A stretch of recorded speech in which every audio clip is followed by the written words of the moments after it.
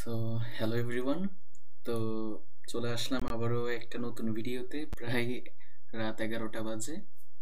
তো এর আগে আমি পরিমাণগত রসায়নের উপরে হাজারি স্যারের যে বই আছে ওই বইয়ের অনুশীলনীর প্রথম যে 69টা এমসিকিউ, ওই এমসিকিউ কিন্তু আমি অলরেডি সলভ করে দিয়েছি। তো তোমরা যারা দেখোনি ওই ভিডিওটা অবশ্যই দেখে নিবা। এবং আমি কিন্তু এর আগেও বলেছি আমার টার্গেট ছিল কি, প্রত্যেকটা চ্যাপ্টারের মেইন বইয়ের অনুশীলনীতে যতগুলো এমসিকিউ আছে প্রত্যেকটা এমসিকিউ একদম ডিটেলসে একদম সমাধান করে দেয়া। যেমন আমাদের ইউটিউবে বিভিন্ন প্লেলিস্ট আছে, যেগুলো তোমরা ইতোমধ্যেই অনেকে হয়তো দেখেছো। তো প্রত্যেকটা প্লেলিস্টেই কিন্তু দেখা যায় যে কি একটা চ্যাপ্টারের এমসিকিউ বেশি থেকে বেশি হলে 1.5 থেকে 2 ঘন্টার মধ্যে সলভ করে দেওয়া হয়। বাট যেটা প্রবলেম সেটা হচ্ছে যে কি, অনেক জায়গায় হচ্ছে ভুল সলভ করে দেওয়া আছে। সেটা আমি আগেও বলেছি, আমাদের মেইন বইয়ে যেটা আমরা দেখতে পাই, মেইন বইয়ে কিছু কিছু প্রশ্নের সমাধান ভুল আছে। আবার বিভিন্ন ইউটিউব চ্যানেলেও যে প্লেলিস্টগুলো তৈরি করে দেওয়া আছে সেখানেও কি একইভাবে কয়েকটা এমসিকিউ ভুল পড়ানো আছে। আজকের এই লেকচারে আমি বলে দিব এই এমসিকিউটা কোথায় ভুল পড়াইছে। ঠিক আছে? তো আমি বলবো আমার টার্গেট হচ্ছে কি, তোমাদেরকে যেহেতু ভার্সিটিতে ক্যালকুলেটর অ্যালাউ করে না, বেশিরভাগ ভার্সিটিতে ক্যালকুলেটর অ্যালাউ করে না, তাই প্রত্যেকটা এমসিকিউ যেখানে যেখানে ম্যাথমেটিক্যাল টার্ম আছে সেগুলো হচ্ছে ক্যালকুলেটর ছাড়া ইজিলি সলভ করে দেয়া।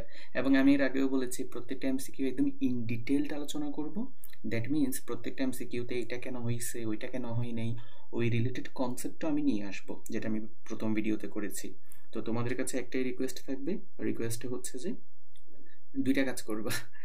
দুইটা কাজ কি কি বলি, একটা হচ্ছে যে ভিডিওটা তো ফুল অবশ্যই দেখবা, দ্বিতীয়ত হচ্ছে যে শেয়ার করবা। ভাই পারবা না? অবশ্যই পারবা। শেয়ার করবা, তারপর হচ্ছে লাইক করবা, তারপর হচ্ছে কি করবা, কমেন্ট করবা। কমেন্ট করে অবশ্যই বলবা ভিডিওটা তোমার কেমন লেগেছে। তুমি দেখো এখন রাত 11টা বেজেছে, আমি কিন্তু এইটা টানা 2 ঘন্টা বা প্রায় 2 ঘন্টার মতো হইতে পারে, আগের ভিডিওটাও প্রায় 2 ঘন্টা ছিল। তো প্রত্যেকটা জিনিস একদম ভেঙে চুরে বুঝিয়েছি, আজকেও সেটা টার্গেট থাকবে প্রত্যেকটা জিনিস ভেঙে চুরে বোঝানো। তো যেহেতু ভিডিওগুলো একটু লেন্দি হবে তাই আমি বলবো একটু ধৈর্য সহকারে 2x স্পিড না দিয়ে প্রথম থেকে শেষ পর্যন্ত দেখে নিবা। দেখবা যে কি ক্লাস করার পর নিজেই সব পারতেছো। তাহলে প্লিজ চ্যানেলটা সবার সাথে শেয়ার করবা এবং প্রত্যেকটা ভিডিওতে কাইন্ডলি একটু ভালো মতো দেখে ভিডিওগুলো তোমার একটা মতামত দিবা কমেন্টে, তাহলে চ্যানেলটা গ্রো করবে। ঠিক আছে? এটাই হচ্ছে তোমাদের কাছে চাওয়া। আর একটা চাওয়া হচ্ছে কি, অবশ্যই ভিডিওগুলো একটু ফুল দেখবা, নাহলে ফুল না দেখলে তুমি অনেক কিছু মিস করবা। এখানে এমন না যে আমি শুধু এই এমসিকিউর উত্তর এটা হবে এটা দিয়ে দিও সেটা বলবো না, এই এমসিকিউর উত্তর কেন এটা হয়েছে অন্যগুলো কেন হয়নি ওইটাও বলবো। তো চলো শুরু করি, আর কথা না বাড়ে। তো প্রথমত আমাদের যে এমসিকিউটা চলে এসেছে সেটা হচ্ছে নিচের কোনটি সবচেয়ে শক্তিশালী বিজারক। এখন এটার জন্য দেখো আমি তোমাদের একটা চার্ট এখানে অলরেডি অ্যাড করে রেখেছি। এটা বেসিক্যালি তড়িৎ রসায়নের পড়া। তো দেখো তোমরা হয়তো এটা অনেকেই জানো, তাও আমি এই চার্টটা এখানে সুন্দরভাবে দিয়ে দিছি। লিজাকে কানা ম্যাকগাইভার এলো, যেন ক্রোমিয়াম ফিরে কাঠ কয়লা নিয়ে টিন পাবে হাইকুলাঙ্গার হাজি হাজি পিটাবে। তাহলে এই যে পুরো চার্টটা এটা আশা করি তোমরা সবাই জানো, তাও আমি তোমাদের জন্য এটা সুন্দরভাবে এখানে সাজিয়ে দিয়েছি, তোমরা এটা দেখে নিবা। এখন এটা হচ্ছে বেসিক্যালি ধাতুর সক্রিয়তা সিরিজ। আর আমরা জানি সক্রিয়তা সিরিজে যে সবার উপরে থাকে সে সবচেয়ে বেশি সক্রিয়। যেহেতু এই যে দেখো আমি অ্যারো মার্ক দিয়ে বুঝাইছি নিচ থেকে উপরের দিকে গেলে সক্রিয়তা বাড়ে, তাহলে উপরের দিকে যেহেতু সবার আগে যেহেতু লিথিয়াম পড়েছে, তাহলে লিথিয়াম সবচেয়ে বেশি সক্রিয়। এখন ধাতুর বৈশিষ্ট্য কি, আমরা জানি একটা ধাতু ইলেকট্রন ত্যাগ করে, রাইট? তাহলে এই লিথিয়ামের বৈশিষ্ট্য কী হবে, ইলেকট্রন ত্যাগ করা। আর এই যেহেতু সবার উপরে এবং এই যেহেতু সবচেয়ে বেশি সক্রিয়, তাহলে এই খুব তাড়াতাড়ি ইলেকট্রন ত্যাগের প্রবণতা দেখাবে। এখন একটু করে চিন্তা করো তো, ইলেকট্রন ত্যাগের বিক্রিয়াকে কি বলে? জারণ বিক্রিয়া। আর যে ইলেকট্রন ত্যাগ করে তাকে কি জারক বলবো? না না না না না, তাকে আমরা বিজারক বলবো। এই কনসেপ্টটা একটু মাথায় খেয়াল রাখতে হবে। তাহলে আমি একবার একটু সুন্দর করে বলি, ইলেকট্রন ত্যাগের বিক্রিয়াকে জারণ বিক্রিয়া বলে, যে ইলেকট্রন ত্যাগ করে তাকে বিজারক বলে। ঠিক আছে? আর ইলেকট্রন গ্রহণের বিক্রিয়াকে বিজারণ বলে, যে ইলেকট্রন গ্রহণ করে তাকে জারক বলে। এগুলো একটু মনে থাকবে। তাহলে লিথিয়াম যেহেতু সবার উপরে আছে, এটা সবচেয়ে বেশি সক্রিয়, আর যেহেতু সবচেয়ে বেশি সক্রিয় এর ইলেকট্রন ত্যাগের প্রবণতা সবচেয়ে বেশি অন্যগুলোর চেয়ে। আর যেহেতু ইলেকট্রন ত্যাগের প্রবণতা বেশি, তার মানে জারণ ধর্মটা বেশি দেখাবে। আর যে জারণ ধর্ম দেখায় বা যে ইলেকট্রন ত্যাগ করে তাকে আমরা বিজারক বলি। তাহলে এটাই হচ্ছে এখানে সবচেয়ে তীব্র বিজারক হবে। তো আশা করি তোমরা এটা বুঝতে পারছো, আমি চার্ট সহ দিয়ে দিছি, তোমরা এটা দেখে নিও।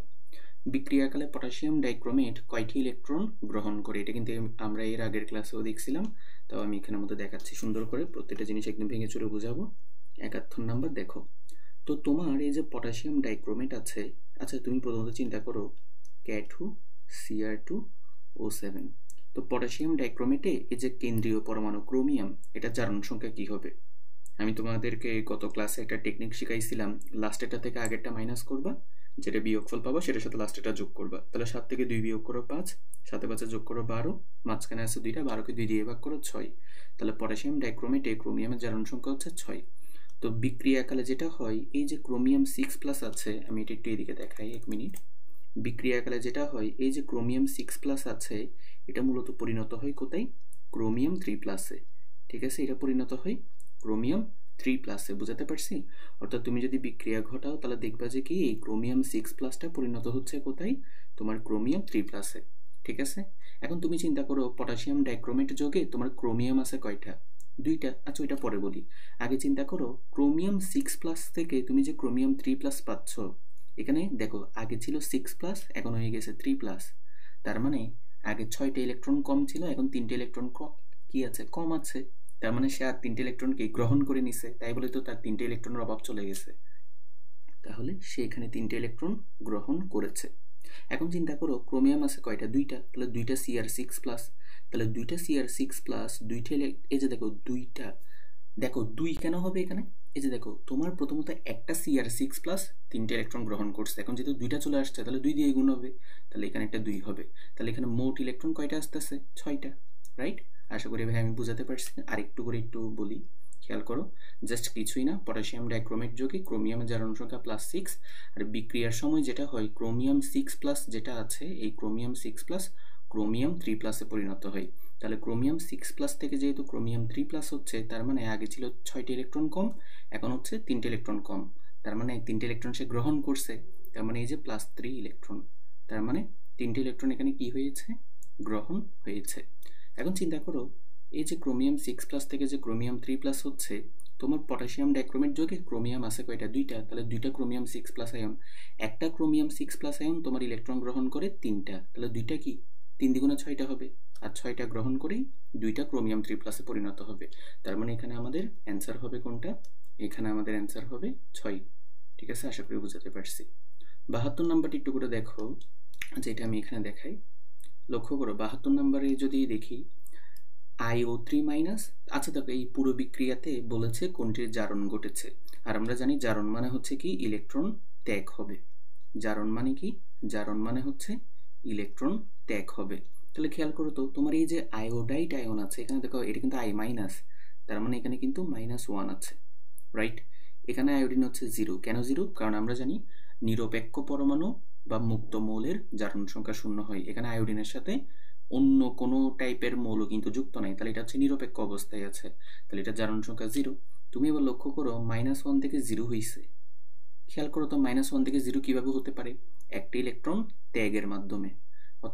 অর্থাৎ দেখো তার এই যে আয়োডাইড আয়ন, এখানে একটা ইলেকট্রন বেশি ছিল, যার কারণে হচ্ছে -1। এখন সে কি করলো? সে হচ্ছে ওই একটা ইলেকট্রন ছেড়ে দিল, ফলে সে 0 হয়ে গেল। আর ইলেকট্রন ত্যাগের বিক্রিয়াকে কি বলে? জারণ বিক্রিয়া। তার মানে এখানে এই যে আয়োডাইড আয়ন আছে বা I- যে আয়নটা আছে, এটা হচ্ছে বেসিক্যালি কি আমাদের এখানে জারণ ঘটিয়েছে। তোমাকে পরীক্ষায় এটা অন্যভাবেও দিতে পারে, তোমাকে পরীক্ষায় একটু করে ঘুরিয়ে দিতে পারে। এটা কিভাবে দিতে পারে আমি ওইটাও দেখাই দিচ্ছি। বাই কিছুই না, জাস্ট তোমাকে একই প্রশ্ন বিভিন্ন টাইপের বিভিন্ন ভ্যারাইটি দিতে পারে। তোমাকে যেটা বলতে পারে সেটা হচ্ছে যে কোনটি বিজারক, কোনটি বিজারক।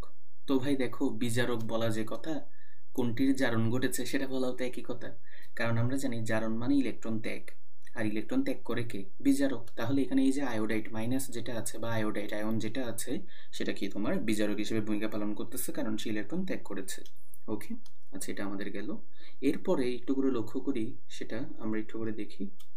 দেখো এবার কি বলছে, অম্লীয় মাধ্যমে পটাশিয়াম পারম্যাঙ্গানেট কয়টি ইলেকট্রন গ্রহণ করে?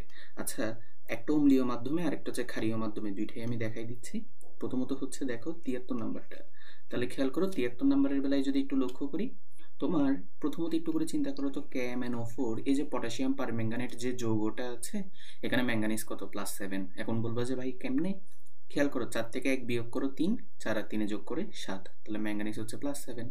তো মনে রাখবা অম্লীয় মাধ্যম আর ক্ষারীয় মাধ্যম, দুইটা মাধ্যম আছে, ঠিক আছে? একটা হচ্ছে অম্লীয় মাধ্যম আর একটা হচ্ছে কি ক্ষারীয় মাধ্যম। এখন অম্লীয় মাধ্যমে কি হয় আর ক্ষারীয় মাধ্যমে কি হয় এগুলো একটু ভাই কষ্ট করে মনে রাখবা। তোমার অম্লীয় মাধ্যম যদি আমি নিই, তো মনে রাখবা অম্লীয় মাধ্যমে যেটা হয়, এই যে তোমার ম্যাঙ্গানিজ যে +7 আছে, ম্যাঙ্গানিজ +7 এটা পরিণত হয় কিসে বলো তো? ম্যাঙ্গানিজ 2+এ। তাহলে ম্যাঙ্গানিজ +7 কিসে পরিণত হবে? ম্যাঙ্গানিজ 2+এ পরিণত হবে। তাহলে এবার তুমিই বলো এখানে কয়টি ইলেকট্রন সে গ্রহণ করেছে? অবশ্যই তুমি বলবে ভাই 5টি ইলেকট্রন, কারণ আগে ছিল 7টি ইলেকট্রন কম, এখন আছে 2টি ইলেকট্রন কম, তার মানে সে 5টি ইলেকট্রন গ্রহণ করেছে। তো এটাই অম্লীয় মাধ্যমে পটাশিয়াম পারম্যাঙ্গানেট কয়টি ইলেকট্রন গ্রহণ করে?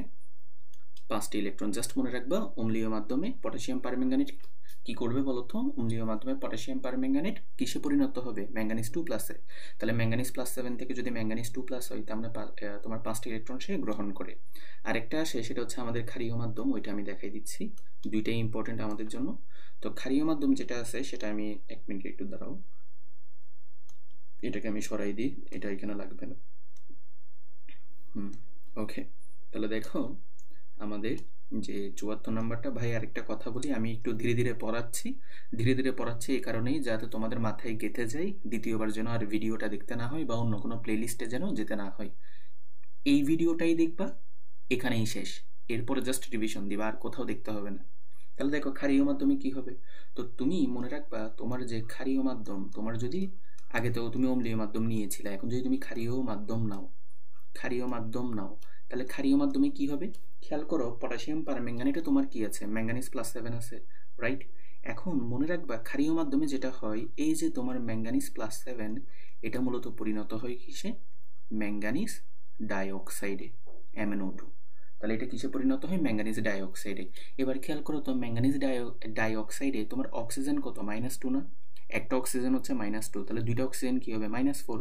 তাহলে টোটাল 0 করার জন্য ম্যাঙ্গানিজকে +4 হতে হবে।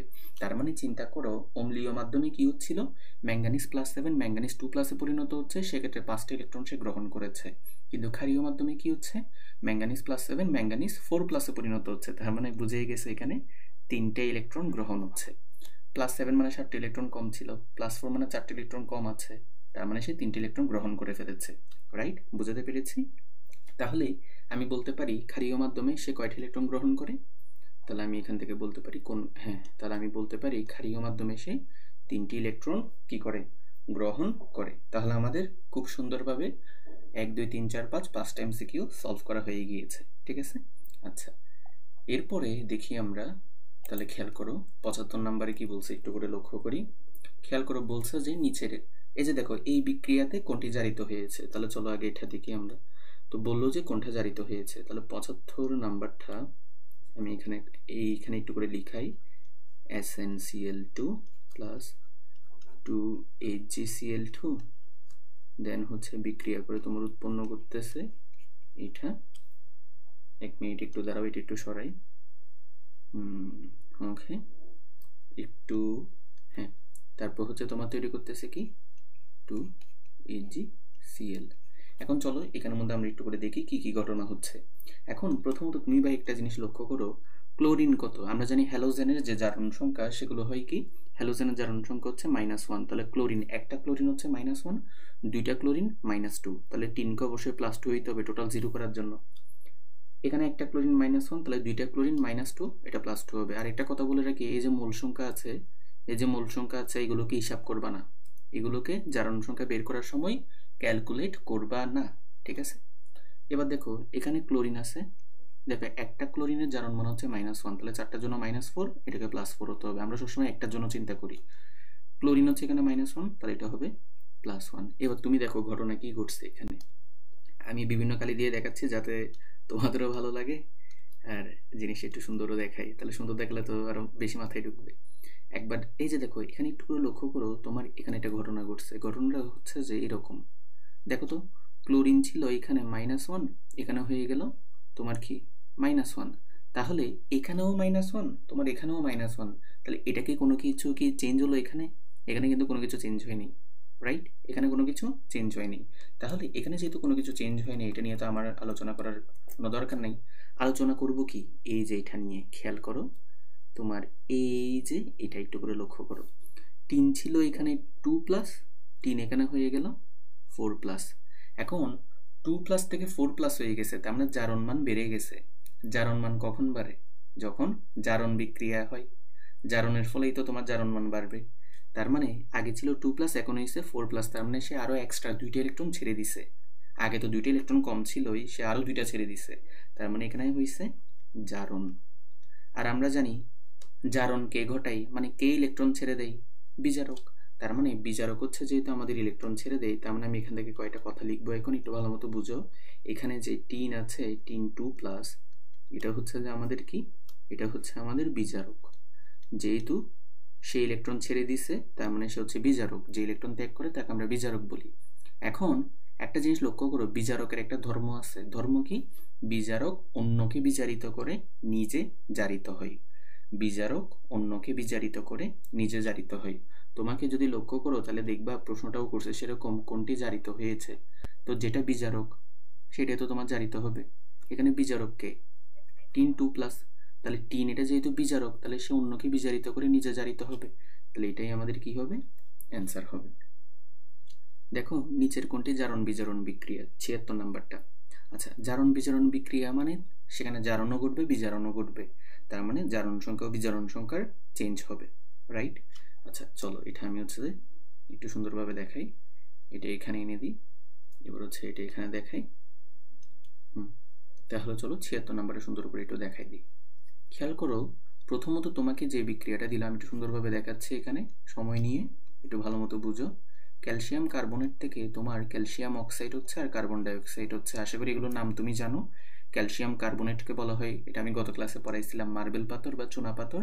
আর ক্যালসিয়াম অক্সাইডকে বলা হয় চুন অথবা কুইক লাইম, ঠিক আছে? আর কার্বন ডাইঅক্সাইড তো তুমি জানো একটা গ্রিন হাউস গ্যাস। তো প্রথমত লক্ষ্য করে এখানে, ভাই আমি একটু সময় নিয়ে পড়াচ্ছি তাই একটু সবাই ধৈর্য সহকারে দেখো। অক্সিজেন হচ্ছে -2, ক্যালসিয়াম হচ্ছে +2। কেন? কারণ ক্যালসিয়াম হচ্ছে গ্রুপ 2 এর মৌল। ব্যারিলিয়াম, ম্যাগনেসিয়াম, ক্যালসিয়াম, স্ট্রোনসিয়াম, বেরিয়াম, রেডিয়াম এগুলো হচ্ছে গ্রুপ 2 এর মৌল। আর গ্রুপ 2 এর যে মৌলগুলো আছে সেগুলো জারণ সংখ্যা +2 হয়। তাহলে তুমি চিন্তা করো কার্বনের জারণ সংখ্যা কত হতে পারে? একটা অক্সিজেন যদি -2 হয়, তিনটার জন্য -6, তাহলে কার্বনকে অবশ্যই +4 হতে হবে। কারণ 4 আর 2 মিলে +6, তাহলে +6 আর -6 0 হবে।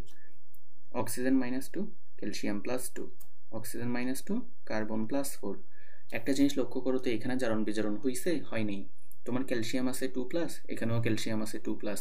কার্বন আছে 4 প্লাস, এখানেও কার্বন আছে 4 প্লাস। অক্সিজেন আছে -2, এইখানেও তোমার অক্সিজেন আছে -2, কোনো চেঞ্জই হয়নি। তাহলে এইটা তো আমাদের তো কোনো জারণ বিজারণ বিক্রিয়া হইতে পারে না। যেহেতু হইতে পারে না, তাহলে এটা বাদ। খ নাম্বারটা দেখি কি বললো। এই যে দেখো, হাইড্রোজেন সালফাইড, তারপর হচ্ছে যে এটার সাথে বিক্রিয়া দিলে তুমি সালফার ডাইঅক্সাইডের, এখান থেকে উৎপন্ন হলো পানি, এখান থেকে উৎপন্ন হলো সালফার। আর একবার বলে রাখি, এখানে কত মোল বিক্রিয়া করতেছে জারণ সংখ্যা আইডেন্টিফাই করার সময় সেটা তুমি দেখবা না, ঠিক আছে? যেমন এখানে যে 2 আছে, এখানে যে 2 আছে, এখানে যে 3 আছে, এগুলো নিয়ে তুমি কোনো মাথা ব্যথা করবা না, ঠিক আছে? এগুলো নিয়ে মাথা ঘামানোর দরকার নেই। তুমি জাস্ট জারণ সংখ্যা কি চেঞ্জ হচ্ছে সেটা দেখবা। একটা জিনিস লক্ষ্য করো, সালফার, দেখো হাইড্রোজেন, আমরা জানি হাইড্রোজেন যখন একটা অধাতুর সাথে যুক্ত হয় তখন তার জারণ মান +1 হয়। কিন্তু গত ক্লাসে আমি একটা পড়াইছিলাম লিথিয়াম অ্যালুমিনিয়াম হাইড্রেট, এখানে হাইড্রোজেনের জারণ সংখ্যা কিন্তু +1 হবে না। কেন হবে না? কেন হবে না সেটাই এই যে দ্বারা বুঝাই দিচ্ছি। লিথিয়াম হচ্ছে গ্রুপ 1 এর মৌল, তাহলে এটা হচ্ছে +1। অ্যালুমিনিয়াম হচ্ছে +3, তাহলে 3 আর 1 যোগ করলে 4 হয়, তাহলে আরও -4 লাগবে। তাহলে এখানে হাইড্রোজেনকে অবশ্যই -1 হইতে হবে।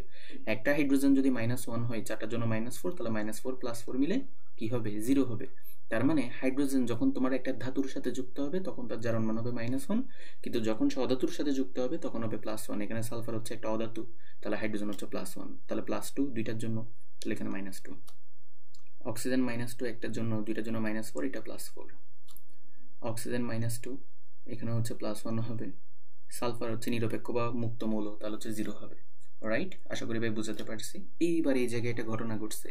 ঘটনাটা কি, তুমি যদি একটু লক্ষ্য করো তাহলে দেখবা, কোন কালি দিয়ে দেখাই, ধরো, আচ্ছা ধরো এই কালি দিয়ে দেখাই। একটু লক্ষ্য করো, তোমার এখানে সালফার ছিল -2, রাইট? -2 থেকে হয়ে গেছে 0। তার মানে চিন্তা করো, আগে ছিল -2, এখন হয়ে গেছে 0। -2 মানে কি? -2 মানে হচ্ছে 2টা ইলেকট্রন তার বেশি ছিল, সেই 2টা ইলেকট্রন ছেড়ে দিয়ে 0 হয়েছে, তার মানে জারণ ঘটাইছে সে, তার মানে এখানে জারণ হয়েছে, রাইট? আবার লক্ষ্য করো, এটা একটু অন্য কালি দিয়ে দেখাই তোমাদেরকে, আমি পিডিএফটা সুন্দর করে দিয়ে দিব, তখন হচ্ছে যে এত এই যে কালারিং করতেছি এই কালারিংগুলো দেখলে হচ্ছে যে তোমাদের এমনিতেই মানে কি ভালো লাগবে, ঠিক আছে? একটু কষ্ট করে দেখো, সালফার এখানে ছিল যে তোমার +4, ঠিক আছে? +4 থেকে হয়ে গেছে এই যে দেখো 0। তাহলে দেখো তোমার যে +4 ছিল আর এই যে তোমার 0 হয়ে গেছে, ঠিক আছে? এই যে তোমার 0 হয়ে গেছে, তাহলে চিন্তা করো +4 মানে 4টি ইলেকট্রন তার কম আছে, এখন হয়ে গেছে 0, তার মানে সে ইলেকট্রন গ্রহণ করছে, আর ইলেকট্রন গ্রহণের বিক্রিয়াকে আমরা বলি বিজারণ বিক্রিয়া, রাইট? তার মানে এখানে কি হয়েছে? বিজারণ হয়েছে। তার মানে চিন্তা করো, খ নাম্বারে যে বিক্রিয়াটা আছে সেই বিক্রিয়ায় কিন্তু একই সাথে তোমার জারণ, একই সাথে তোমার বিজারণ দুইটাই ঘটছে। তার মানে আমরা বলতে পারি সেটা হচ্ছে আমাদের একটা জারণ বিজারণ বিক্রিয়া। এতটুকু করার পরেই আমরা আসলে আমাদের উত্তর পেয়ে যাই, এটাই হচ্ছে আমাদের জারণ বিজারণ বিক্রিয়া। কিন্তু বাকিগুলো কেন হলো না, চলো সেটা একটু করে দেখে নিই। আমার থেকে এটা একটু ছোট করা লাগবে, একটু করে ছোট করি, একটু ওয়েট করো, একটু ওয়েট। হ্যাঁ, আচ্ছা ঠিক আছে। এখন একটা জিনিস লক্ষ্য করো তো, আমি যদি তোমাকে এখন যদি বলি আচ্ছা ঠিক আছে বাকিগুলো কেন হলো না সেটা একটু করে বলো, তাহলে তুমি বলবা যে গ নাম্বার আমি আগে করি। তাহলে গ নাম্বারে কি বললো? Hydrofluoric acid. একটু করে মনে রাখবা ভাই, একটু ডিস্টার্ব করি। হাইড্রোফ্লোরিক অ্যাসিড এটা হচ্ছে ভাই কাচের ক্ষয় করে। আমি যতগুলো ক্লাস নিই, ঠিক আছে, যেমন পেইড ব্যাচে হচ্ছে অনেক ক্লাস নিই, ওইখানে সবসময় এটা বলি, হাইড্রোফ্লোরিক অ্যাসিড দেখলেই আমি বলি এটা হচ্ছে কাচের ক্ষয় করে। এটা বলার পেছনে একটা কারণ আছে, এটা আমি বলি এই কারণেই যাতে তোমরা যখনই হাইড্রোফ্লোরিক অ্যাসিড দেখবা তখনই যেন তোমাদের মাথায় আসে যে কি, হাই হাই এটা তো হচ্ছে কাচের ক্ষয় করে। এইটা কিন্তু অনেকবার এমসিকিউতে আসছে, ইভেন মেডিকেল অ্যাডমিশন টেস্ট বলো, মেডিকেল অ্যাডমিশন টেস্টে আরও বেশি আসছে এটা, তো ওই জন্য এটা বলে দিই। এখন তুমি বলো হাইড্রোফ্লোরিক অ্যাসিড দেন হচ্ছে তোমার পটাশিয়াম হাইড্রোক্সাইড, এই দুইটা বিক্রিয়া করে তোমার তৈরি করতেছে কি, এখান থেকে হচ্ছে পটাশিয়াম ফ্লোরাইড, দেন হচ্ছে তুমি পাচ্ছ এখান থেকে পানি, রাইট? এবার লক্ষ্য করো একটু, লক্ষ্য করো, কালারটা একটু চেঞ্জ করি, তাহলে খেয়াল করো তোমার এখানে ফ্লোরিন এটা হ্যালোজেন, তাহলে -1, হাইড্রোজেন +1 হবে, যেহেতু অধাতুর সাথে যুক্ত আছে তাহলে +1। দেখো পটাশিয়াম গ্রুপ 1 এর মৌল +1, হাইড্রোজেন তোমার কি হবে +1 নাকি -1? ধাতুর সাথে যুক্ত থাকলে -1, কিন্তু অক্সিজেন এটা তো হচ্ছে অধাতু, তাহলে কি হবে? এটা অবশ্যই কি হাইড্রোজেন হচ্ছে তোমার কি হবে এখানে +1 হবে, রাইট?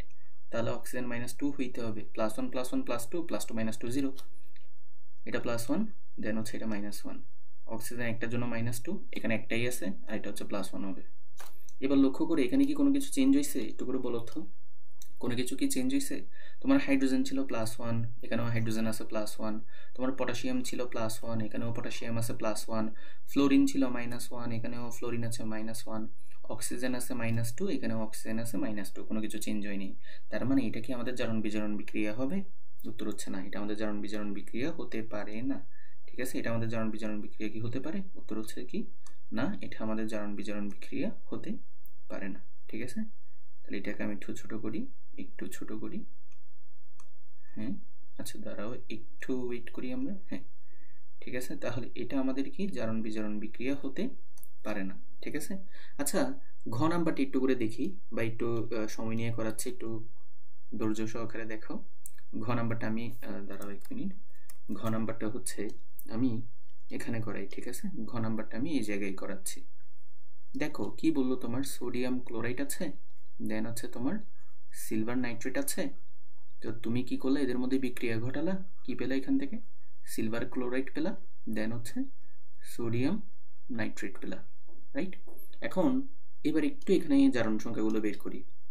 দেখো দেখো আমি তোমাকে প্রত্যেকটা এমসিকিউ এই জন্যই করাচ্ছি যাতে তুমি জারণ সংখ্যা বের করার টেকনিকটা বুঝে যাও, যাতে বারবার প্র্যাকটিস হয়ে যায়। ক্লোরিন হচ্ছে হ্যালোজেন, তাহলে -1, সোডিয়াম গ্রুপ 1 এর মৌল, তাই এটা +1।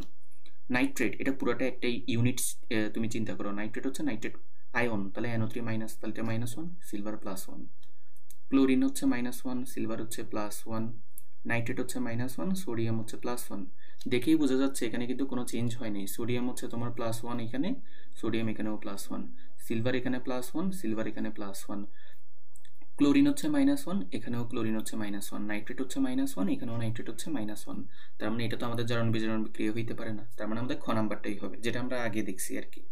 এখন দেখো এরপরে আরেকটি ইম্পর্টেন্ট জিনিস, সেটা হচ্ছে কি 77 নাম্বার। এই 77 নাম্বার যে এমসিকিউটা আছে সেটা হচ্ছে যে অনেক বেশি পরিমাণে আসে কোথায়, মেডিকেল অ্যাডমিশন টেস্টে। তো এটা অনেক বেশি ইম্পর্টেন্ট 77 নাম্বার এমসিকিউ। এখন বলি, তো মনে রাখবা জারক প্লাস বিজারক, আমি কয়েকটা এখানে যোগও লিখে দিব। এগুলো হচ্ছে একই সাথে তোমার জারক হইতে পারে, আবার একই সাথে তোমার বিজারক হইতে পারে। এখন কথা হচ্ছে ভাই এগুলো কি মনে রাখতে হবে? অবশ্যই মনে রাখতে হবে। এগুলো তোমার মেডিকেল অ্যাডমিশন টেস্টে প্রচুর পরিমাণে আসে, আর ভার্সিটি অ্যাডমিশন টেস্টেও আসে, ঠিক আছে? তাহলে চলো কি কি মনে রাখবা। প্রথমত হাইড্রোজেন পারঅক্সাইড, এটা হচ্ছে বেশি আসে। তুমি দেখবা যে কি এটা তুমি বেশিরভাগ এমসিকিউতেই পাবা। হাইড্রোজেন পারঅক্সাইড আছে, তোমার সালফার ডাইঅক্সাইড আছে, দেন হচ্ছে তোমার ফেরাস সালফেট আছে, দেন হচ্ছে তোমার HNO2 নাইট্রাস অ্যাসিড আছে, দেন হচ্ছে তোমার হাইড্রোজেন সালফাইড আছে, ঠিক আছে, ওজোন গ্যাস আছে, ঠিক আছে, তারপর তোমার নাইট্রিক অক্সাইড আছে। তো ভাই এগুলো একটু কষ্ট করে মনে রাখতে পারবে না, বারবার যদি প্র্যাকটিস করে এমনিতেই মনে থাকবে। হাইড্রোজেন পারঅক্সাইড এটা বেশি আসে, তারপর সালফার ডাইঅক্সাইড আছে, ফেরাস সালফেট আছে, নাইট্রাস অ্যাসিড আছে, হাইড্রোজেন সালফাইড আছে, ওজোন আছে, নাইট্রিক অক্সাইড আছে, ঠিক আছে? তাহলে ভাই এইগুলো যেগুলো আছে এগুলো হচ্ছে যে আমাদের কি একই সাথে জারক ও বিজারক উভয় হিসেবে ভূমিকা পালন করে, ঠিক আছে? মানে এরা তোমার কি একই সাথে জারকও হইতে পারে, একই সাথে কি হইতে পারে, বিজারকও হইতে পারে। এখন তুমি দেখো অপশনে আছে কোনটা, hydrogen peroxide. That means hydrogen peroxide হচ্ছে আমাদের এখানে অ্যান্সার হবে। এটা না থাকলে অন্য একটা থাকতো, তখন সেটা অ্যান্সার হতো। তো আশা করি ভাই এখানে সব কিছু বুঝছো। এরপরে হচ্ছে যে আমরা যাব নিচে। খেয়াল করো 78 নাম্বার যে এমসিকিউটা আছে এটা হচ্ছে আমরা দেখবো। এটা হচ্ছে একটা ম্যাথমেটিক্যাল এমসিকিউ। এখানের মধ্যে আমরা চলো এটা করি। তো বলছে 10 গ্রাম ফেরাস সালফেটকে জারিত করতে কত গ্রাম পটাশিয়াম ডাইক্রোমেট লাগবে। তো প্রথমতই বলে রাখি এখানে যে ফর্মুলাটা লাগবে সেটা হচ্ছে কি S1 V1 E1 equal to S2 V2 E2, ঠিক আছে? এটা এটা হচ্ছে অ্যাসিড কার টাইট্রেশনের বেলায়ও প্রযোজ্য, আবার একই সাথে তোমার জারক বিজারকের যে ম্যাথগুলো আছে সেগুলোর ক্ষেত্রেও প্রযোজ্য। এবার লক্ষ্য করো ভাই এখানে হচ্ছে তোমার ঘনমাত্রা আছে, আয়তন আছে, বাট তোমার প্রশ্নে কি কোথাও ঘনমাত্রা আয়তন বলে দিছে? দেয় নাই। তাহলে তুমি একটা কাজ করো, এটাকে N1 লিখো। কেমনে? আমরা জানি N ইকুয়াল টু SB, তাহলে N1 E1 equal to N2 E2।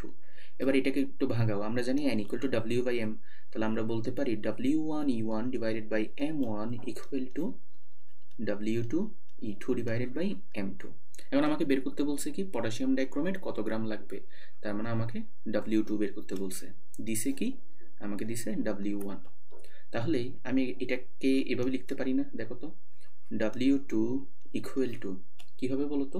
এবার লক্ষ্য করো, তাহলে W2 ইকুয়াল টু এই যে এগুলোকে এক পাশে রেখে দাও, তাহলে W1 E1 M2 by just পক্ষান্তর করতেছি, আর এখানে হচ্ছে M1 E2, রাইট? তাহলে সুতরাং W2 ইকুয়াল টু, এবার চলো আমরা ক্যালকুলেশন করি।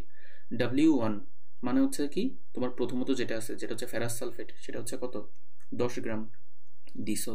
ফেরাস সালফেটের তুল্য সংখ্যা, এটা ভাই আমি আগেও বলছিলাম, ফেরাস সালফেটে থাকে ফেরাস আয়ন, বিক্রিয়া শেষে ফেরাস আয়নটা হচ্ছে ফেরিক আয়নে কনভার্ট হয়। তার মানে এখানে সে কি ফেরাস আয়ন থেকে ফেরিক আয়ন হয়েছে, তার মানে সে কয়টা ইলেকট্রন ছেড়ে দিছে, একটা ইলেকট্রন ছেড়ে দিছে। তার 2টা ইলেকট্রন কম ছিল, এখন হচ্ছে 3টে ইলেকট্রন কম, তার মানে সে আরও একটা ইলেকট্রন এক্সট্রা ছেড়ে দিছে। তার মানে এখানে তুল্য সংখ্যা হচ্ছে কত, তুল্য সংখ্যা এর ভ্যালু হচ্ছে 1। তাহলে চিন্তা করো এই যে এখানে তোমার তুল্য সংখ্যা এটা হচ্ছে কত হবে, 1 হবে। M2 মানে হচ্ছে কি আণবিক ভর কার, পটাশিয়াম ডাইক্রোমেটের। তো এটা কিন্তু ভাই আমি একটু মুখস্থ রাখতে বলছিলাম, এটা হচ্ছে 294। এই চ্যাপ্টারে কয়েকটি ইম্পর্টেন্ট যৌগের পারমাণবিক ভর, আণবিক ভর এগুলো আমাদের মনে রাখা লাগবে। পটাশিয়াম ডাইক্রোমেট হচ্ছে তাদের মধ্যে একটা, যার আণবিক ভর হচ্ছে 294। M1 হচ্ছে ফেরাস সালফেট, প্রথমটা ফেরাস সালফেটের যে আণবিক ভর সেটা হচ্ছে তোমার 152 হবে, এটা একটু মনে রাখবা। তুল্য সংখ্যায় E2 বলছে, E2 মানে পটাশিয়াম ডাইক্রোমেট, এটা এর আগেও দেখছি আমরা। পটাশিয়াম ডাইক্রোমেটের যে তুল্য সংখ্যা সেটা হচ্ছে 6 হয়, ঠিক আছে? এখন চলো এখানে হচ্ছে আমরা একটু ক্যালকুলেশন করব। তো ক্যালকুলেশনটা আমি অন্য কালি দিয়ে দেখাই তোমাদের, তাইলে এটা বুঝতে সুবিধা হবে। প্রথমত চিন্তা করো কি করা যায়। 6 দিয়ে তুমি চাইলে কাটাকাটি করতে পারো। কিভাবে? তুমি আচ্ছা দাঁড়াও এটাকে আমি একটু সরাই। তুমি 6 দিয়ে কাটাকাটি করতে পারো কিভাবে? তুমি যদি 6 দিয়ে কাটো তাহলে চিন্তা করো 6 6 36, 5 6 30, 4 6 24, তাহলে 4 6 24। এবার 29 থেকে তুমি 24 বিয়োগ করো মনে মনে, তাহলে 5 আসবে, তাহলে 54, 6 9 54। তার মানে 294কে যদি তুমি 6 দিয়ে কাটো 49 আসবে। এবার ভাই জাস্ট কিছুই না, তুমি একটা কাজ করো, আর কাটাকাটি না করে, এখানে আর কাটাকাটি করার দরকার নেই, কাটাকাটি করলে হিসাবটা একটু জটিল হবে। আমরা যেটা করব এতটুকু দিয়ে হচ্ছে কাজ সেরে দিব। কিভাবে? 49 আর 10 যদি তুমি গুণ করো, উপরে আসবে 490, নিচে আসবে 152। এবার চিন্তা করো, এতটুকু দেখেই তুমি কিন্তু বোঝার কথা এখানে কত হইতে পারে অ্যান্সার। একটু করে চিন্তা করো তো, তুমি একটু করে লক্ষ্য করো, 490কে যদি তুমি 152 দিয়ে ভাগ করো, সর্বোচ্চ 3 বার যেতে পারে, 4 বার যাবে না। 4 বার গেলে তুমি দেখো না অনেক বড় হয়ে যাবে, ঠিক আছে? 4 বার গেলে অনেক বড় হয়ে যাবে, 4×15 = 60, ঠিক আছে? অনেক বড় হয়ে যাচ্ছে। তাহলে দেখো 3 বার যাবে, 3×15 = 45। কিন্তু এখানে আমাদের দেখো অপশনের মধ্যে 2টা দেয়া আছে 3 দিয়ে, তাহলে এখন আমাদের আর কিছু করার নেই, আমাদের হচ্ছে এই ভাগটা একটু করা লাগবে। তাহলে চলো একটু কষ্ট করে ভাগটা করে ফেলি। তাহলে কিভাবে করব? এই যে 152 দিয়ে 490কে ভাগ দিব, দেখি কি হয়। তা আমি জানি 3 দিয়ে যাবে, তাহলে দেখো 3 দ্বিগুণে 6, 3×15 হচ্ছে 45, বিয়োগ করলে আসবে কত? 10 থেকে 6 গেলে 4, 8 থেকে 5 গেলে 3, ঠিক আছে? এখন তো ভাগ যাবে না, দশমিক দাও, শূন্য আনো। এবার সর্বোচ্চ কয়বার যাবে? 3 বার যাবে না, 3×15 = 45। 2 বার যাবে? হ্যাঁ 2 বার যাবে। 2 দ্বিগুণে 4, 15 দ্বিগুণে 30, ওইটার করার দরকার নেই। তার মানে তুমি বুঝে গেছো 3.2 জাতীয় কিছু একটা হবে। আর ওই রকম অ্যান্সার তোমার শুধু একটাই আছে অপশনে, সেটা হচ্ছে কি ক নাম্বারটা। এরপর দেখো 79 নাম্বারটা। তাহলে 79 নাম্বারটা কি? পটাশিয়াম ডাইক্রোমেট ফেরাস সালফেটের সাথে H2SO4 অম্লীয় মাধ্যমে বিক্রিয়া করে হাবিজাবি অনেক কিছু পাইছে। তো এই বিক্রিয়ায় জারক ও বিজারকের মোল সংখ্যার অনুপাত কত? তো ভাই একটা জিনিস লক্ষ্য করো, একটু করে বলি। এটা হচ্ছে কত নাম্বার? 79 নাম্বার। তোমার এখানে K2Cr2O7 আছে, এটা হচ্ছে তোমার জারক, আর এখানে বিজারক হচ্ছে ফেরাস সালফেট। এগুলো ভাই আমি কিন্তু আগেও মনে হয় পড়াইছি। তো দেখো একটু করে দেখাই, তোমার এটা হচ্ছে কি K2Cr2O7, এটা হচ্ছে তোমার এখানে জারক, আর ফেরাস সালফেট এটা কি? এটা হচ্ছে তোমার এখানে বিজারক, রাইট? এটা হচ্ছে কি বিজারক। এখন একটা জিনিস লক্ষ্য করো, মনে রাখবা, এই যে দেখো যেটা মনে রাখবে সেটা হচ্ছে কি, তোমাকে বলছে মোল সংখ্যার অনুপাত কত। তো তুমি যেটা মনে রাখবা, তুল্য সংখ্যাকে বিনিময় করলে মোল সংখ্যা পাওয়া যায়। কি বললাম? পটাশিয়াম ডাইক্রোমেটের তুল্য সংখ্যা কত? 6। ফেরাস সালফেটের তুল্য সংখ্যা কত? একটু আগেই বললাম 1, যেহেতু ফেরাস আয়নটা ফেরিক আয়নে কনভার্ট হয়। তাহলে মনে রাখবা এর মূল সংখ্যা তুমি এরে দিবা, এর মূল সংখ্যাটা তুমি এরে দিবা। তাহলে তুল্য সংখ্যাকে তুমি কি এক্সচেঞ্জ করছো না? তুল্য সংখ্যা যখন বিনিময় করবা তখন তুমি যেটা পাবা সেটাকে বলবা যে কি মূল সংখ্যা। তাহলে আমরা যখন তুল্য সংখ্যা বিনিময় করি তখন এই বিনিময়ের মাধ্যমে আমরা যেটা পাই সেটা হচ্ছে মূল সংখ্যা। তাহলে এর মাধ্যমে কি হবে? এই 6টা চলে যাবে ওইখানে, আর এই একটা চলে আসবে এখানে, এক তো এখানে দেওয়ার দরকার নেই। তার মানে বুঝে গেছি আমরা এখানে 1:6 আমাদের অ্যান্সার হবে, রাইট? ওকে, তাহলে এখানে আমাদের 1:6 অ্যান্সার হবে। এরপর চলো পরবর্তী এমসিকিউতে যাই। MnO4 - C2O4 2-। আচ্ছা, এই বিক্রিয়ায় জারক ও বিজারকের মোল সংখ্যার অনুপাত কত? এটা করার একটা ইজি ওয়ে হচ্ছে, আমি দেখাই দিই, এটা করার একদম একটা ইজি ওয়ে আছে। ইজি ওয়েটা হচ্ছে, আমি এখানে দেখাই, 1 মিনিট। তাহলে দেখো 80 নাম্বারটা দেখাচ্ছি। এটা করার যে ইজি ওয়ে বা ইজি প্রসেস সেটা হচ্ছে যে, তুমি দেখো আগে এটা লিখো MnO4 দেন হচ্ছে তুমি C2O4 2-। কি বিক্রিয়া করে কি উৎপন্ন করছো এটা দেখার দরকার নেই, তোমাকে বলছে কি তোমার কাজ হচ্ছে শুধু জারক ও বিজারকের মোল সংখ্যা নিয়ে। তো বাকি কি কি হচ্ছে সেগুলো তোমার দেখার দরকার নেই। তুমি একটা জিনিস লক্ষ্য করো তো, MnO4টা দেখতে কিসের মতো লাগতেছে? MnO4 এর সাথে যদি একটা পটাশিয়াম প্লাস যুক্ত হয় তাহলে তুমি কি পটাশিয়াম পারম্যাঙ্গানেট পেতা না? MnO4 অবশ্যই পেতা। তো এখন আরেকটু করে লক্ষ্য করো, C2O4 2-, এর সাথে যদি একটা H প্লাস যুক্ত হতো তাহলে তুমি H2C2O4 পেতা না, মানে অক্সালিক অ্যাসিড। ব্যাস হইছে, আর কোনো কিছু বোঝার দরকার নেই। আর একটু করে কাজ আছে, সেটা হচ্ছে কি, তুমি ভাই জানো পটাশিয়াম পারম্যাঙ্গানেটের তুল্য সংখ্যা হচ্ছে 5, মনে রাখবা। তারপর আরেকবার একটু ভাই রিক্যাপ করি। পটাশিয়াম ডাইক্রোমেটের তুল্য সংখ্যা 6, ফেরাস সালফেটের তুল্য সংখ্যা 1, পটাশিয়াম পারম্যাঙ্গানেটের তুল্য সংখ্যা 5, অক্সালিক অ্যাসিডের তুল্য সংখ্যা 2। এগুলো একটু মনে রাখবা, ঠিক আছে? অক্সালিক অ্যাসিডের তুল্য সংখ্যা 2। তো যেটা বলছিলাম, তুল্য সংখ্যাকে বিনিময় করলে মোল সংখ্যা পাওয়া যাবে। তাহলে এটা এড়ে দিবা, এটা এড়ে দিবা। তাহলে এখন ঘটনা কি ঘটবে? এখানে ঘটনা একটাই ঘটবে, সেটা হচ্ছে কি, এর 5 যাবে ওইখানে, এর 2 আসবে এখানে। তাহলে দেখো জারক ও বিজারকের মোল সংখ্যা আমাদেরকে অর্ডারটা একটু ঠিক রাখা লাগবে। ঠিক রাখা লাগবে মানে কি, তোমাকে আগে বলছে জারক, পরে বলছে বিজারক। আর আমরা জানি এই যে পটাশিয়াম পারম্যাঙ্গানেট এটা হচ্ছে আমাদের এখানে জারক, আর আমাদের H2C2O4 অক্সালিক অ্যাসিড এটা হচ্ছে আমাদের কি বিজারক। তাহলে জারক ও বিজারকের মোল সংখ্যার অনুপাত কত? অনুপাত হচ্ছে 2:5, রাইট? বুঝাতে পারছি? ওকে, তাহলে এটা হবে আমাদের কি 2:5। আচ্ছা গেল। এরপরটা থেকে 81 নাম্বার, হেক্সাসায়ানো কোভাল্ট 3- আয়নে কোবাল্টের জারণ মান কত। তো এটা যদি আমি এখানে একটু করে দেখাই, আমি একটু ভাই ধীরে ধীরে করাচ্ছি যাতে তোমাদের মাথায় গেঁথে যায়, তাই একটু কষ্ট করে ধৈর্য সহকারে দেখবা। তুমি ভাই দেখো, এটা একটু বড় করে আঁকাই, হেক্সাসায়ানো কোবাল্ট 3-।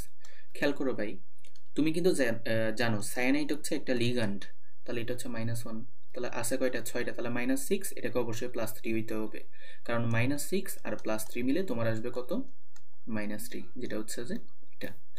কারণ আমরা জানি কোনো একটা আদান বিশিষ্ট যৌগে টোটাল যে জারণ মান সেটা হচ্ছে আদান সংখ্যার সমান হয়, তাহলে আমাদের এটা কি হবে, +3 হবে, রাইট। তাহলে এটা কি হবে, +3। আশা করি ভাই বুঝছো, ঠিক আছে। আচ্ছা গেল আমাদের এতটুকু তো গেল, এরপরে আমরা যাই। তাহলে দেখো এই যে এবার, তাহলে খেয়াল করো প্রশ্ন কি, এই যে দেখো কতবার আসছে, নিচের কোণে জারকবি জারক উভয় রূপে কাজ করে।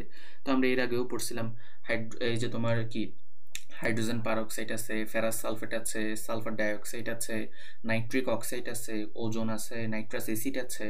যাও আরেকবার রিক্যাপ করে দিলাম, ঠিক আছে। আচ্ছা ঠিক আছে, এখন চলো এটার অ্যান্সার করে ফেলি, এটা হাইড্রোজেন পারঅক্সাইড হবে, এটা ছাড়া আর এখানে কোনো কিছু নেই। নিচের কোনটিতে ক্লোরিনের জারণ মান সর্বাধিক। আচ্ছা ক্লোরিনের জারণ মান সর্বাধিক আমাদেরকে জিজ্ঞেস করছে, ভালো কথা। তো চলো ক্লোরিনের জারণ মানটি একটু করে দেখি। ভাই প্রথমত লক্ষ্য করো, তুমি এটা বের করতে পারবা, অক্সিজেন হচ্ছে এখানে -2, হাইড্রোজেন হচ্ছে +1, তাহলে ক্লোরিনকে অবশ্যই +1 হইতে হবে, কারণ +1 +1 +2, +2 আর -2 মিলে 0। অক্সিজেন হচ্ছে, দেখো এবার এটা বের করার একটা টেকনিক আছে, তুমি দেখো 2 থেকে 1 বিয়োগ করো 1 আসে, 2 আর 1 যোগ করো 3 আসবে, 3 থেকে 1 বিয়োগ করো 2, 2 আর 3 যোগ করো 2 আর 3 যোগ করো 5, 4 থেকে 1 বিয়োগ করো 3, ওই বিয়োগফলের সাথে এটা যোগ করো 7। এবার তুমি বলো ভাই কোনটা জারণ সংখ্যা সর্বাধিক, ঘ নাম্বারটা, রাইট। ঘ নাম্বারটা আমাদের অ্যান্সার হবে। আশা করি যে টেকনিকে করাই দিছি সেটা বুঝতে পারছো, এর আগের ক্লাসে এই টেকনিকটা আমি আলোচনা করছি, সেটা যদি না বুঝো তোমরা নর্মালি করতে পারো। নর্মালি বলতে একটা করে দেখাই ভাই, একটু কষ্ট করো, একটা করে দেখাই। অক্সিজেন হচ্ছে কি, একটা অক্সিজেন -2, হাইড্রোজেন +1, তাহলে একটা অক্সিজেন যদি তোমার -2 হয়, চারটার জন্য -8, তাহলে -8, তাহলে আর আমার লাগবে +8, হাইড্রোজেন এখানে +1 আছে, এটা অবশ্যই +7 হইতে হবে, তাহলে +8 আসবে, +8 আর -8 মিলে 0 আসবে। তো আশা করি বুঝছো, তো তুমি এইভাবেও করতে পারো, তুমি চাইলে শর্টকাট ভাবেও করতে পারো। এখন দেখো, তো আমি তো বুঝে গেছি এটা আমাদের ঘ নাম্বার হবে। ব্রোমিন, এই যে দেখো 84 নাম্বারটা একটু করে দেখাই আমি, 84 নাম্বারটা কি বললো, 84 নাম্বারটা আমাদেরকে বললো ব্রোমিন ছিল, ব্রোমিন থেকে হয়ে গেল BrO3-। তো এখন তোমাকে জিজ্ঞেস করলো এখানে ব্রোমিনের জারণ সংখ্যার পরিবর্তন কতটুকু হলো। তো চলো আগে ব্রোমিনের জারণ সংখ্যা দেখি। প্রথমত ভাই একটা জিনিস লক্ষ্য করো, আমরা জানি নিরপেক্ষ পরমাণু বা মুক্ত মৌলের জারণ সংখ্যা 0 হয়, তাহলে ব্রোমিন 0। একটা অক্সিজেন -2, তাহলে 3টা অক্সিজেন -6, তাহলে এটাকে অবশ্যই +5 হতে হবে।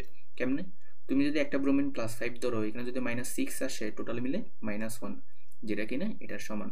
আমরা জানি কোন একটা আদান বিশিষ্ট পরমাণু বা যৌগে টোটাল জারণ মান ওই আদান সংখ্যার সমান হয়, তাহলে ব্রোমিনকে +5 হতে হবে। তাহলে তুমি দেখো এখন এখানে কি হচ্ছে, 0 থেকে +5 হচ্ছে, তার মানে এটা কি হবে, ক নাম্বারটা হবে। 85 নাম্বার, এই 85 নাম্বার যে এমসিকিউটা আছে, এবার বলি এই এমসিকিউটা তুমি এমন কোনো ভিডিও পাবা না যেখানে ডিটেলসে ব্যাখ্যা করা আছে, ঠিক আছে। তুমি চাইলে দেখে নিতে পারো, ঠিক আছে, আমার কথা বিশ্বাস না হলে দেখে নিতে পারো। শুধু জাস্ট অ্যান্সার দেয়া কি এটা ডিসপ্রপোর্শন বিক্রিয়া হবে, এবং সেটা কেন সেটা বুঝাই দিছে, কিন্তু বাকিগুলো কেন হলো না সেটা বুঝাই দেয় নাই। তো তোমাদেরকে ওইটা বোঝানোর জন্যই আমি এখানে এত বড় জায়গা রেখেছি। তো চলো ডিটেলসে বুঝাই। প্রথমত একটা জিনিস লক্ষ্য করো, সেটা হচ্ছে যে 85 নাম্বারটা আমরা ডিটেলসে বুঝবো। প্রথমত লক্ষ্য করো, সোডিয়াম হাইড্রোক্সাইড প্লাস ক্লোরিন বিক্রিয়া করে সোডিয়াম ক্লোরাইড উৎপন্ন করতেছে, তারপর হচ্ছে যে NaClO, এটা কি জায়গা একটু দাঁড়াও, তাহলে দেখো NaClO, তারপর হচ্ছে যে তোমার এখানে তৈরি করতেছে কি, পানি, ঠিক আছে। এবার দেখো একটু করে লক্ষ্য করো, তোমরা এখানে জারণ মান বের করো। দেখো প্রথমত সোডিয়াম হচ্ছে গ্রুপ 1 এর মৌল +1, ক্লোরিন হচ্ছে নিরপেক্ষ পরমাণু বা মুক্ত মৌল 0। আচ্ছা ক্লোরিনেরটা আগে বের করো, এখানে সোডিয়াম হচ্ছে +1, ক্লোরিন হচ্ছে -1, এখানে অক্সিজেন হচ্ছে -2, সোডিয়াম হচ্ছে +1, তাহলে ক্লোরিনকে অবশ্যই +1 হইতে হবে, +1 +1 +2 +2 -2 0, টোটাল যোগের জারণ মান 0। এবার যদি লক্ষ্য করো, দেখো বাকিগুলো তোমার বের করার দরকারও নাই, তুমি দেখো ক্লোরিনটা 0 থেকে একবার হয়েছে -1, তার মানে সে ইলেকট্রন গ্রহণ করছে, আগে তার কোনো ইলেকট্রন ছিল না, মানে কি সে নিরপেক্ষ অবস্থায় ছিল, এখন সে একটা ইলেকট্রন অতিরিক্ত গ্রহণ করছে, তার মানে এখানে বিচারণ হয়েছে, ঠিক আছে, বিজারণ হইছে।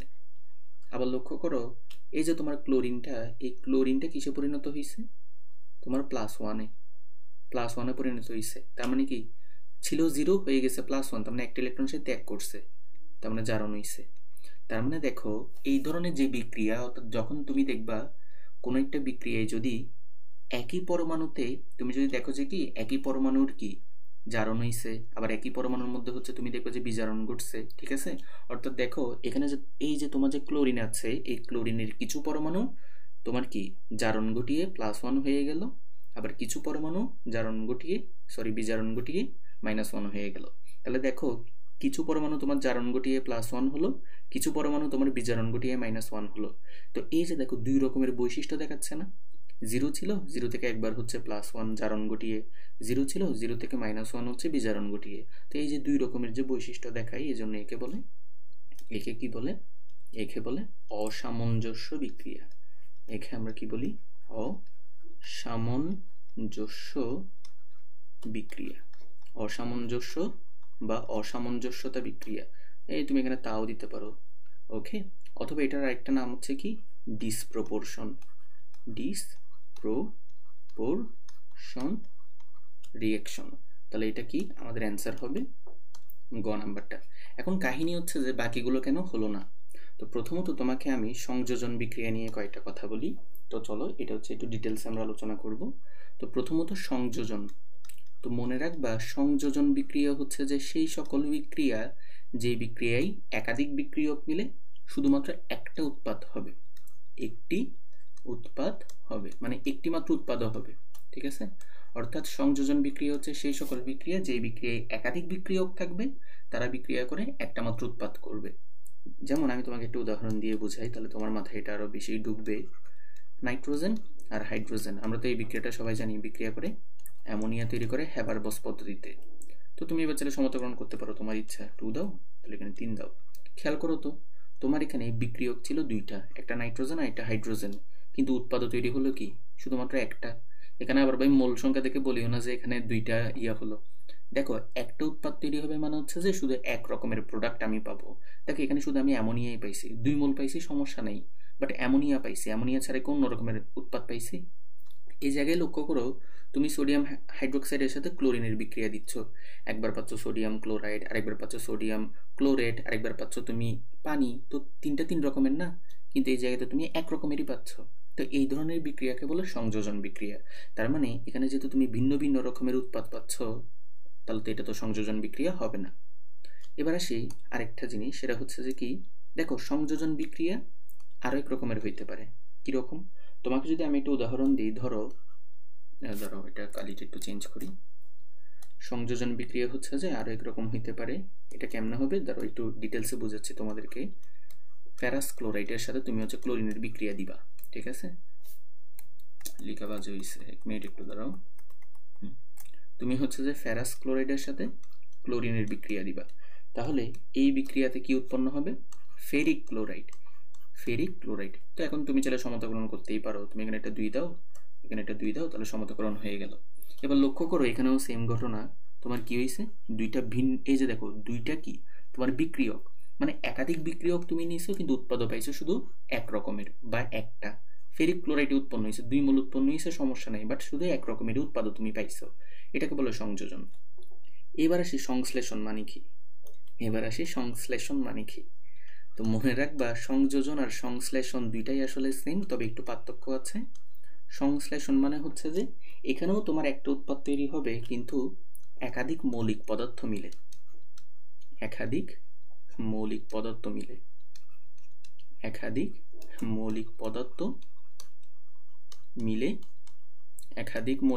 মিলে একটি উৎপাদ, ঠিক আছে, একটি উৎপাদ। তার মানে এখানে তোমার একাধিক মৌলিক পদার্থ, মৌলিক কিন্তু আমি কিন্তু বলছি মৌলিক। এবার দেখো পার্থক্যটা দেখো, তুমি একটা জিনিস লক্ষ্য করো, সংযোজন বিক্রিয়াতে কি বলছি, বিক্রিয়কগুলো যেমন হবে হোক আমার বিক্রিয়কের দিকে দেখার দরকার নেই, উৎপাদ একটা তৈরি হলেই হলো। তো এই যে দেখো এখানে একটা মাত্র উৎপাদ তৈরি হলো অ্যামোনিয়া, এখানে একটা মাত্র উৎপাদ তৈরি হলো ফেরিক ক্লোরাইড, তাহলে এরা হচ্ছে সংযোজন বিক্রিয়া। কিন্তু সংশ্লেষণ বিক্রিয়াতে আমি আবার একটা শর্ত দিছি, সেটা কি উৎপাদ তৈরি হতে হবে একটা, কিন্তু বিক্রিয়কগুলো হইতে হবে সবাইকে মৌলিক। যেমন এটার একটা উদাহরণ হতে পারে, যেটা আমি নাইট্রোজেন হাইড্রোজেন দিয়েছি সেটাই। এই যে দেখো, নাইট্রোজেন হাইড্রোজেন অ্যামোনিয়া, এই বিক্রিয়াটা হচ্ছে তোমার একাধারের সংযোজন, একাধারে আবার সংশ্লেষণও। মনে রাখবা, সকল সংশ্লেষণ বিক্রিয়া সংযোজন বিক্রিয়া, ঠিক আছে? কিন্তু সকল সংযোজন বিক্রিয়া সংশ্লেষণ নয়। কেন নয় একটু করে বুঝাই। দেখো, এই যে বিক্রিয়াটা ফেরাস ক্লোরাইড আর ক্লোরিন মিলে যে ফেরিক ক্লোরাইড হচ্ছে, এটা হচ্ছে একটা সংযোজন বিক্রিয়া, কিন্তু এটাকে কি তুমি সংশ্লেষণ বলতে পারবা? পারবা না। কেন? কারণ এটা কিন্তু মৌলিক না। মৌলিক পদার্থ মানে কি? যাকে ভাঙলে তুমি একাধিক পদার্থ পাবা না, শুধু তাকেই পাবা। যেমন দেখো, তুমি যদি ফেরাস ক্লোরাইডকে যদি ভাঙো, একবার আয়রন পাবা, আরেকবার ক্লোরিন পাবা, তাহলে দুইটা ভিন্ন ভিন্ন হলো না? তো এটাকে মৌলিক পদার্থ বলা না, এটাকে যৌগিক পদার্থ বলে। তো এই বিক্রিয়াটা সংযোজন, কিন্তু এটাকে আমরা সংশ্লেষণ বলতে পারবো না। কিন্তু এই যে বিক্রিয়াটা, এখানে দেখো, নাইট্রোজেনকে ভাঙলে তুমি শুধু নাইট্রোজেনই পাবা, হাইড্রোজেনকে ভাঙলে শুধু হাইড্রোজেনই পাবা, তাহলে এটা হচ্ছে মৌলিক পদার্থ। আর যে উৎপাদটা তৈরি হলো সেটা হচ্ছে একটা, এখানে একাধিক ভিন্ন ভিন্ন রকমের উৎপাদ তৈরি হয় নাই, তাহলে এটা হচ্ছে সংশ্লেষণ বিক্রিয়া। আবার যেহেতু একটা মাত্র উৎপাদ হচ্ছে, তাই এটাকে আমরা সংযোজন বিক্রিয়াও বলতে পারবো। তো এবার লক্ষ্য করো, এখানে যে যে জিনিসগুলো তুমি যে নিছো, সোডিয়াম হাইড্রোক্সাইড, একটা জিনিস লক্ষ্য করো তো, এই বিক্রিয়াটা তো সংযোজনই না, তাহলে এটা সংশ্লেষণও হবে না। কারণ সংশ্লেষণ বিক্রিয়ার শর্ত হচ্ছে কি, একাধিক মৌলিক পদার্থ থাকবে আর উৎপাদও থাকবে একটা, কিন্তু এখানে উৎপাদও একাধিক আছে, তাহলে এটা সংযোজনও হবে না, সংশ্লেষণও হবে না। বুঝাতে পারছি? আমি চাইলে তোমাকে সংশ্লেষণ বিক্রিয়ার আরেকটা উদাহরণ কি দেখাতে পারি। ধরো যে সংশ্লেষণ বিক্রিয়ার আমি তোমাকে আরেকটা উদাহরণ দেখাচ্ছি। সংশ্লেষণ বিক্রিয়ার আরেকটা উদাহরণ হচ্ছে এটা। ধরো যে ক্যালসিয়াম ফ্লোরিনের সাথে যুক্ত হচ্ছে, ক্যালসিয়াম ফ্লোরাইড তৈরি করতেছে। এটা হচ্ছে একটা সংযোজন বিক্রিয়া বা সংশ্লেষণ বিক্রিয়া। সংযোজন বিক্রিয়া কেন বলতেছি? কারণ সংযোজন বিক্রিয়াতে বিক্রিয়ার দিকে আমরা দেখি না, একাধিক বিক্রিয়ক মিলে একটা উৎপাদ তৈরি হলেই সেটা সংযোজন। তবে এটাকে আমরা সংশ্লেষণও বলতে পারবো। কেন? এই যে দেখো, ক্যালসিয়ামকে ভাঙলে শুধু ক্যালসিয়াম পাবো, ফ্লোরিনকে ভাঙলে শুধু ফ্লোরিন পাবো, আর তো কোনো কিছু পাবো না। তাহলে একাধিক মৌলিক পদার্থ মিলে একটা মাত্র উৎপাদ হচ্ছে, তাহলে এটা হচ্ছে একটা সংশ্লেষণ বিক্রিয়া। আবার এটাকে তুমি সংযোজনও বলতে পারবা। তাহলে সকল সংশ্লেষণ বিক্রিয়া সংযোজন বিক্রিয়া, কিন্তু সকল সংযোজন বিক্রিয়া সংশ্লেষণ বিক্রিয়া নয়। এবার আসি দেখো, ক্লোরিনেশন। তো ক্লোরিনেশন দেখে অনেকের মনে হইতে পারে যে কি ক্লোরিনের সাথে বিক্রিয়া। তো সেরকম যদি হইতো, তাহলে তো এটা আমাদের কি সোডিয়াম হাইড্রোক্সাইড, এটা কি ক্লোরিনের সাথে বিক্রিয়া করতেছে, তাহলে সেই অনুসারে তো এটাও আমাদের অ্যান্সার হওয়ার কথা। তোমার যদি মনে হয় ক্লোরিনেশন মানে হচ্ছে ক্লোরিনের সাথে বিক্রিয়া, তাহলে সেরকম হলে তো তোমার সোডিয়াম হাইড্রোক্সাইড তো কি ক্লোরিনের সাথে বিক্রিয়া করতেছে, তাহলে এটাও তো অ্যান্সার হইতো। হয়নি কেন? কারণ ক্লোরিনেশন মানেই যে ক্লোরিনের সাথে বিক্রিয়া হবে, ব্যাপারটা আসলে পুরোপুরি সেরকম না। ক্লোরিনেশন বিক্রিয়া বলতে যেটা বোঝায় সেটা আমি এই জায়গায় দেখাচ্ছি সুন্দরভাবে। দেখো, আমরা এখন পড়তেছি ক্লোরিনেশন। এই বিষয়গুলো কোথাও সুন্দরভাবে আলোচনা করে দেয়া নাই, একদম যেটা সত্যি কথা আমি বলতেছি, তাই একটু সুন্দর করে দেখো। ক্লোরিনেশন বিক্রিয়া যেটা, সেটা হচ্ছে যে বেসিক্যালি আমরা সবাই কি ব্লিচিং পাউডার চিনি না? ক্যালসিয়াম ক্লোরো অক্সিক্লোরাইড, CaOClCl, এটা আমরা সবাই জানি, 9 10-এ পড়েছিলাম। ক্যালসিয়াম ক্লোরো অক্সিক্লোরাইড, এটাকে বলে ব্লিচিং পাউডার। এটাকে যখন তুমি পানিতে দ্রবীভূত করবা, তখন এটা ঘটনা ঘটবে। কি ঘটনা ঘটবে? প্রথমত তোমার ক্যালসিয়াম হাইড্রোক্সাইড তৈরি করবে, দেন হচ্ছে তোমার এখান থেকে ক্লোরিনটা মুক্ত হবে। এখন এই যে তুমি যে ক্লোরিন যে পাইছো, এই ক্লোরিন কি করে জানো? এই ক্লোরিন একটা কাজ করে, এ হচ্ছে একটা ভালো কাজ করে। ভালো কাজ করে বলতে, এই ক্লোরিন হচ্ছে যে জীবাণু ধ্বংস করে। এই ক্লোরিন কি করে? জীবাণু ধ্বংস করে। এই জন্যই মূলত আমরা বলি ব্লিচিং পাউডার ইউজ করিও।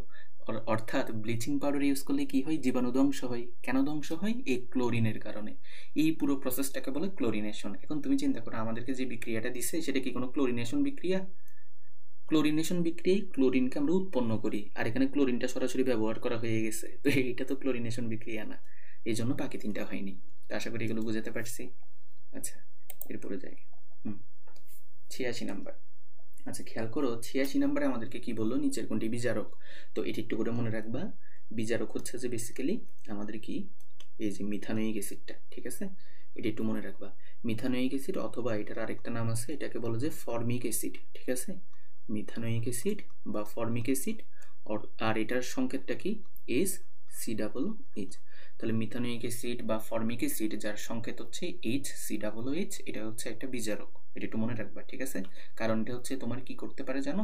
এটা হচ্ছে তোমার ইলেকট্রন ত্যাগ করতে পারে, ঠিক আছে? তো এটা একটু করে মনে রাখবা। নিচের কোনটির বেলায় সচল মাধ্যম রূপে হিলিয়াম ব্যবহৃত হয়? আচ্ছা, হিলিয়াম ব্যবহৃত হয় কোনটার ক্ষেত্রে? তো এটার ক্ষেত্রে আমি একটু করে কি ডিটেলসে পড়াচ্ছি তোমাদেরকে, একটু দেখো, একটু ডিটেলসে পড়াই এটা 87 নাম্বারটা। তো মনে রাখবা প্রথমত জিসি যে কথা, জিএলপিসিও সেম কথা। জিসি মানে কি? জিসি মানে হচ্ছে গ্যাস ক্রোমাটোগ্রাফি, আর জিএলপিসি মানে কি? Gas liquid partition chromatography.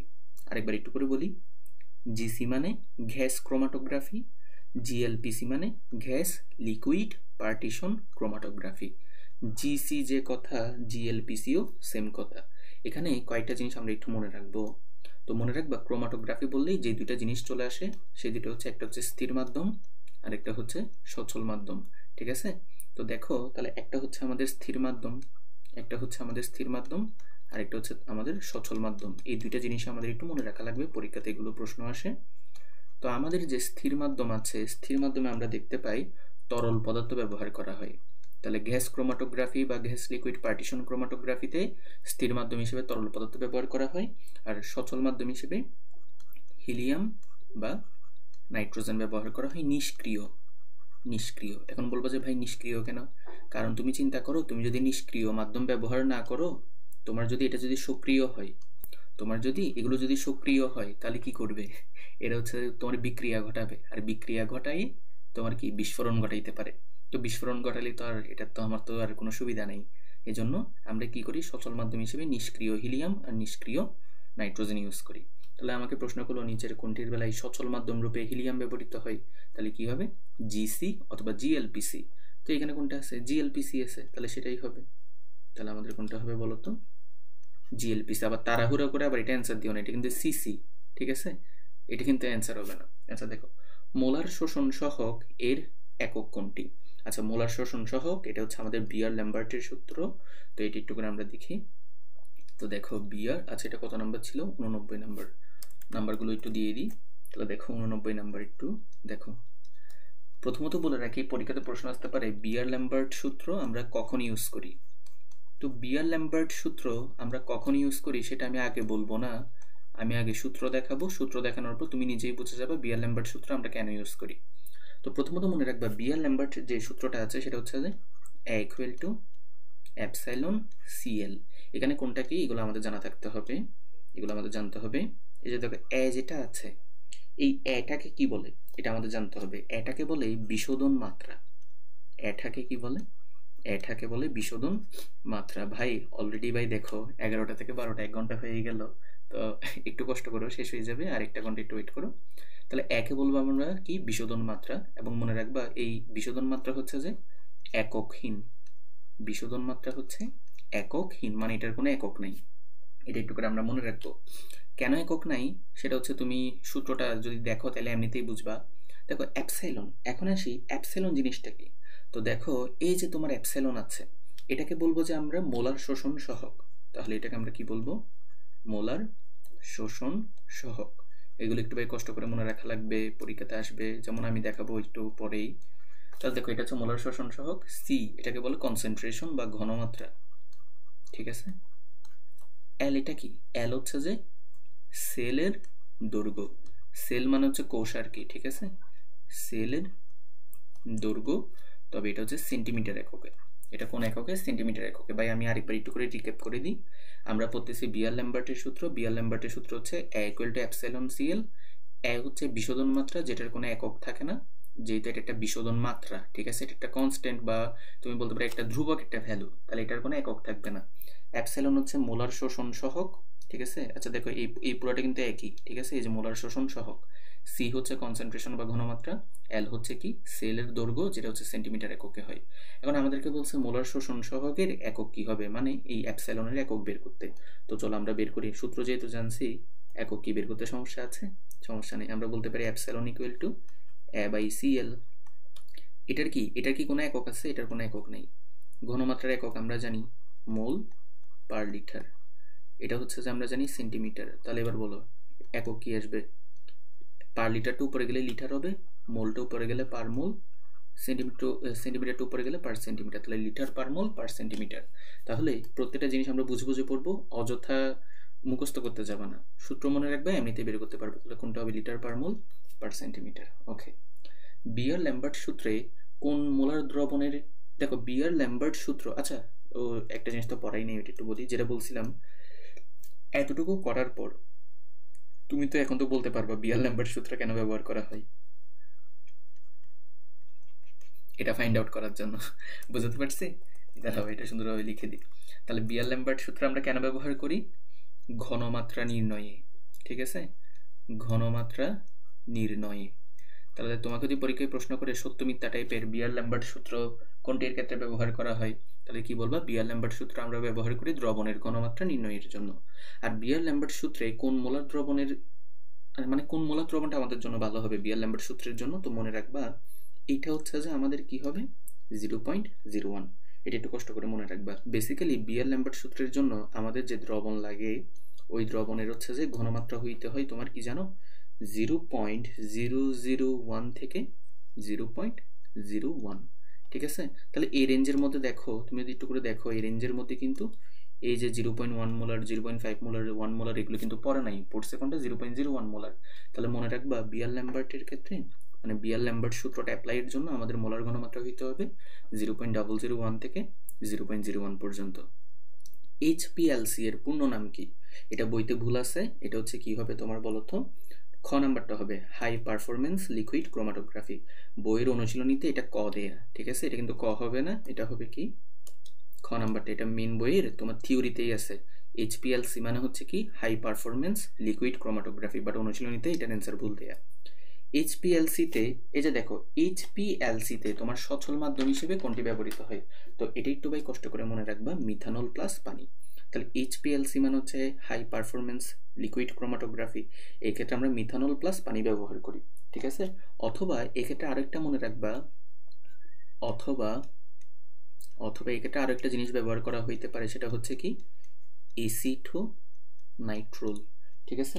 এসিটো nitrile, এসিটো nitrile. এটা একটু কষ্ট করে মনে রাখতে পারবে না? অর্থাৎ এইচপিএলসিতে এই যে এইচপিএলসিতে সচল মাধ্যম হিসেবে আমরা হয় মিথানল বা পানি ব্যবহার করব, আর নয়তো কি ব্যবহার করব? এসিটো নাইট্রাইল, ঠিক আছে? দুইটার মধ্যে যে কোনো তুমি একটা ব্যবহার করতে পারবা। ওকে, এরপরে যাই আমরা। তাহলে চলো এইগুলি একটু করে দেখি। 92 নাম্বার, ইকুয়াল টু, এই যে দেখো সত্য মিথ্যা টাইপের প্রশ্ন চলে আসছে। ইকুয়াল টু এপসাইলন সিএল, যেটা হচ্ছে বিয়ার ল্যাম্বার্টের সূত্র, এর মতে নিচের কোনটা সঠিক? একে বলছে শোষণাঙ্ক, বা এটা তো ভুল। আমরা জানি এক হচ্ছে যে কি শোধন মাত্রা, ঠিক আছে? একে কিন্তু আমরা কি বলতে পারি, এ হচ্ছে যে আমাদের কি বিশোধনের মাত্রা, ঠিক আছে? কিন্তু এখানে দিয়ে দিয়েছে কি তোমার শোষণাঙ্ক, তাহলে এ তো আমাদের শোষণাঙ্ক না। তাহলে দেখো যেহেতু আমাদের এ শোষণাঙ্ক না, তাহলে এটা ভুল। অ্যাপসিলন হচ্ছে দ্রবণের ঘনমাত্রা, এটাও ভুল। ঘনমাত্রা হচ্ছে সি, সি মানে শোষণ, এটাও ভুল। এল হচ্ছে সেলের পুরুত্ব, এটাই ঠিক। তাহলে এটা আমাদের গ নাম্বারটা হবে। বুঝতে পারছি? তাহলে ঘটনা কি আরেকবার একটু করে বলি। আমাদের ইকুয়াল টু এপসাইলন সিএল, এখানে এ হচ্ছে যে আমাদের কি, এ হচ্ছে যে বিশোধন মাত্রা, বাট এখানে বলছে এ হচ্ছে শোষণাঙ্ক। এপসাইলন হচ্ছে যে আমাদের কি তোমার কি শোষণ সহক, ঠিক আছে? ওই যে আমরা দেখছিলাম না, এই যে দেখো একটু আগেই তো লিখে দিছিলাম, এই যে দেখো একই ছিল, এ ছিল যে বিশোধন মাত্রা, এপসাইলন ছিল মোলার শোষণ সহক। তাহলে এখানে আমাদের এপসাইলন হচ্ছে কি মোলার শোষণ সহক, বাট এখানে দিচ্ছে দ্রবণের ঘনমাত্রা, যেটা হওয়ার কথা সি। আবার সি কে বলতেছে শোষণ, তাহলে এগুলো উল্টাপাল্টা না? কি হবে? এল হবে। এল হচ্ছে সেলের পুরুত্ব। নিচের চিত্রটি কোন সূত্রকে সমর্থন করে? ভাই এখানে দেখো তোমার এ আছে, তোমার আছে সি, ঘনমাত্রা। তো যেখানে এ আছে সেটা তো বয়েলের সূত্র, চার্লসের সূত্র বা ফ্যারাডের সূত্র তো হইতে পারে না, কারণ ওইখানে এসব নাই, বিশোধন মাত্রা নাই ওইখানে। তাহলে এটা আমাদের অ্যান্সার হবে কি? এটা আমাদের অ্যান্সার হবে বিয়ার ল্যাম্বার্টের সূত্র। গ্যাস ক্রোমাটোগ্রাফিতে ব্যবহারযোগ্য গ্যাস কোনটি? এই যে দেখো একটু আগে আমরা বললাম, এটা হচ্ছে কি হিলিয়াম অথবা নাইট্রোজেন, তাহলে গ নাম্বারটা হবে। ক্রোমাটোগ্রাফির ক্ষেত্রে নিচের কোনটি সঠিক? তো মনে রাখবা কমপক্ষে একটি করে সচল ও স্থির দশা থাকে। কমপক্ষে মানে কি? তো তোমরা সম্ভাবনা চ্যাপ্টারটা আশা করি পড়ছো ভালো মতো। কমপক্ষে মানে কি? কমপক্ষে একটি বলতে বোঝায় একটি অথবা তার বেশি। অর্থাৎ ক্রোমাটোগ্রাফির ক্ষেত্রে তুমি একটি করে সচল দশা, একটি করে স্থির দশা ব্যবহার করতে পারো, আবার একাধিকও ব্যবহার করতে পারো। উপরে বললো কি একাধিক সচল দশা থাকতে হয়, এটা কোনো ইয়া না। দুটি সচল দশা ও তিনটি স্থির দশা, এটাও ভুল, এরকম কোনো নির্দিষ্ট করে দেয়া নেই। স্থির দশা থাকার প্রয়োজন নেই, এটা তো পুরোপুরি ভুল। কমপক্ষে একটি করে সচল ও একটি করে স্থির দশা থাকবে, তার মানে স্থির দশাও থাকবে, সচল দশাও থাকবে, একটি করেও থাকতে পারে, আবার একাধিকও থাকতে পারে। 96 নাম্বারটা দেখো, বললো যে কি একটি নাইট্রোজেন অণুর ভর কত, একটি নাইট্রোজেন অণু। তাহলে ভাই আমি তোমাকে এটা করাই দিচ্ছি। তাহলে দেখো 96 নাম্বার, তাহলে বললো যে কি একটি নাইট্রোজেন অণুর ভর কত। কারণ আমরা সবাই জানি n ইকুয়াল টু কি, W/m ইকুয়াল টু হচ্ছে যে n/na। তাহলে বা আমাকে বলছে ভর কত, তার মানে হচ্ছে W, তাহলে W equal to n into m divided by na। এবার খেয়াল করো n মানে কি, এই যে উপরে যে n আছে এটা কি, এই nটা কি অণুর সংখ্যা। কয়টা অণু বলছে, একটা অণু, তাহলে 1 দাও। m হচ্ছে আণবিক ভর, n2 নাইট্রোজেন অণু, তাহলে কত, আমরা জানি নাইট্রোজেন হচ্ছে 14, 14 দ্বিগুণে 28। এবার দেখো na অ্যাভোগাড্রো সংখ্যা 6.02 ইন্টু 10⁻23, রাইট। এবার আসি এটা ক্যালকুলেশন করা লাগবে। তো চলো এটা একটু সুন্দর করে আমরা ক্যালকুলেশন করি। তার আগে এটা একটু ছোট করা লাগবে, দেখতেছি একটু ছোট করি। তো চলো এটাকে হচ্ছে আমরা সুন্দর করে একটু ক্যালকুলেশন করে ফেলি। এখন একটা জিনিস লক্ষ্য করো, তুমি প্রথমত যেটা করতে পারো 10⁻23 যেটা আছে সেটাকে হচ্ছে উপরে নিয়ে যেতে পারো। তাহলে তোমার এখানে হবে কি, এখানে হচ্ছে 28 আছে, এখানে হচ্ছে 6.02, এখানে হচ্ছে ইন্টু 10⁻23। আশা করি ভাই এটা বুঝছো। 10⁻23কে আমি জাস্ট উপরে নিয়ে গেছি, ঠিক আছে। এখন ভাই আরেকটা জিনিস লক্ষ্য করো, তুমি যদি আরেকটা জিনিস লক্ষ্য করো সেটা হচ্ছে দেখবা, দেখো 6.02 যে কথা, 602/100 সেম কথা। তাহলে এখানের একটা 100, বা তুমি যেটা বলতে পারো হচ্ছে যে কি, আচ্ছা তোমাকে আমি এভাবে দেখাই, এখানে হচ্ছে যে আমাদের 28, এখানে হচ্ছে 602, আর এখানের 100টা উপরে চলে যাবে মানে 10 স্কয়ার, তাহলে 10⁻21 হবে। ভাই আশা করি বুঝছো এটা, এটা আশা করি কি কঠিন কিছু হয়নি, ঠিক আছে।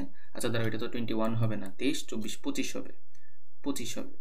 আশা করি কেমনে 25 হবে সেটা আশা করি বুঝছো। কেমনে 25 হবে, 25 হবে বেসিক্যালি এই কারণেই, তুমি দেখো এখানে 6.02 যে কথা, 602/100 একই কথা, তো তুমি এটাকে 602 বানাইছো, ঠিক আছে। তুমি এটাকে কি বানাইছো, 602 বানাইছো। এখন 602 বানালে 100টা উপরে উঠে যাবে, তাহলে 10 স্কয়ার উপরে উঠলে 10⁻2, তাহলে 10⁻2 আর 10⁻23 মিলে 10⁻25। ওকে, আশা করি ভাই বোঝাতে পারছি। আচ্ছা এখন আর কি করা যায়, একটু করে লক্ষ্য করি তো আর কি করা যায়। আচ্ছা ক্যালকুলেশনটা, আচ্ছা এক মিনিট, এই ক্যালকুলেশনটা তো আর একটু সোজাভাবে করা যেত। দাঁড়াও, এটা না করে তুমি এটাকে আর একটু সোজাভাবে করতে পারো। এটা করলে তোমার থেকে হচ্ছে ভাগ করা লাগবে। তো তুমি এটা ভাগ না করে আর একটু সোজাভাবে করতে পারো, সেটা হচ্ছে কি আমি দেখাই। ধরো এটা একটু বড় করি, আমি তোমাকে দেখাই এটা তুমি আর একটু সোজাভাবে করতে পারো। কিভাবে করতে পারো দেখাচ্ছি। তুমি একটা জিনিস লক্ষ্য করো, এখানে 6.02 আছে, এখানে 28 আছে। তো তুমি 6 দিয়ে যদি 28কে ভাগ করতা কত আসতো, 4×6 = 24, 5×6 = 30, বড় হয়ে যাচ্ছে, তাহলে 4, তাহলে 4 পয়েন্ট এখানে সামথিং আসবে, রাইট। তার মানে তুমি যদি 6.02 এটাকে তুমি 6 কনসিডার করো, তাহলে 6 দিয়ে যদি তুমি 28কে ভাগ করো 4 বার যেতে পারে, তাহলে 4 পয়েন্ট সামথিং আসবে। এইবার দেখো 10⁻23 যদি উপরে উঠে যাই, তাহলে এটা 4 পয়েন্ট সামথিং ইন্টু 10⁻23 হবে। কিন্তু ঝামেলা হচ্ছে যে এবার দেখো এখানে তুমি এটা দেখো গন্ডগোল করে ফেলছো। গন্ডগোল আসলে করো নাই, করবা আর কি। গন্ডগোলটা কি দেখাই, তুমি পাইছো 4 পয়েন্ট সামথিং ইন্টু 10⁻23। এটা দেখে তুমি এখন এখানে খোঁজা শুরু করবা, আচ্ছা এটা তো হবে না, এটা হবে না। এখানে 4 দিয়ে দুইটা আছে, একটা 10⁻26 আর একটা হচ্ছে 10⁻23। আমাদের অ্যান্সার হবে ঘ নাম্বারটা। এই জায়গায় হচ্ছে গন্ডগোলটা করে দিবা। ভাই তুমি একটা জিনিস লক্ষ্য করো, তোমাকে প্রত্যেকটা অপশনে এককটা দিছে কিসে, কেজি এককে। তাহলে তুমি যেটা বের করছো ভাই সেটা কি কেজি নাকি গ্রাম, সেটা তো গ্রাম। তো তোমার থেকে এটাকে আগে কিসে নিতে হবে, কেজিতে নিতে হবে। এই জিনিসটা একটু লক্ষ্য রাখবা। আর আমরা জানি 1 কেজি সমান 1000 গ্রাম, আর গ্রাম থেকে কেজিতে নিতে হলে 1000 দিয়ে ভাগ করতে হয়, বা তুমি 10⁻3 দিয়ে কি করে দিবা, গুণ করে দিবা, তাহলে কেজিতে চলে যাবে।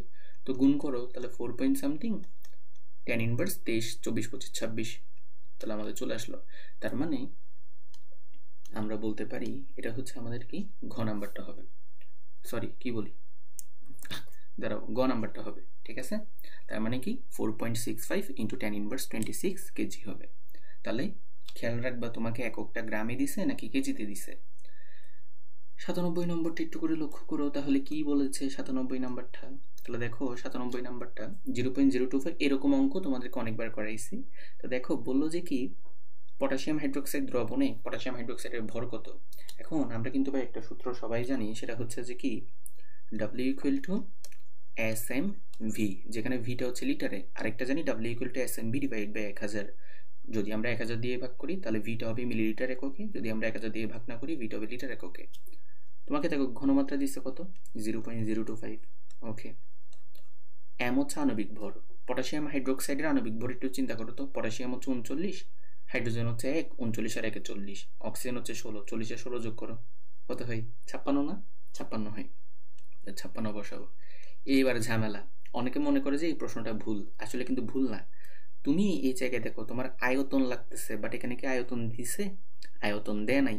তো মনে রাখবা যখন তোমাকে আয়তন দিবে না তখন তোমার থেকে ওইটাকে ধরে নিতে হবে 1 লিটার। বুঝতে পারছি, যখন তোমাকে দিবে না তখন সেটাকে তোমার 1 লিটার ধরে নিতে হবে। এখন তুমি প্রশ্ন করবে ভাই আপনি কেমনে বললেন যে 1 লিটার হবে।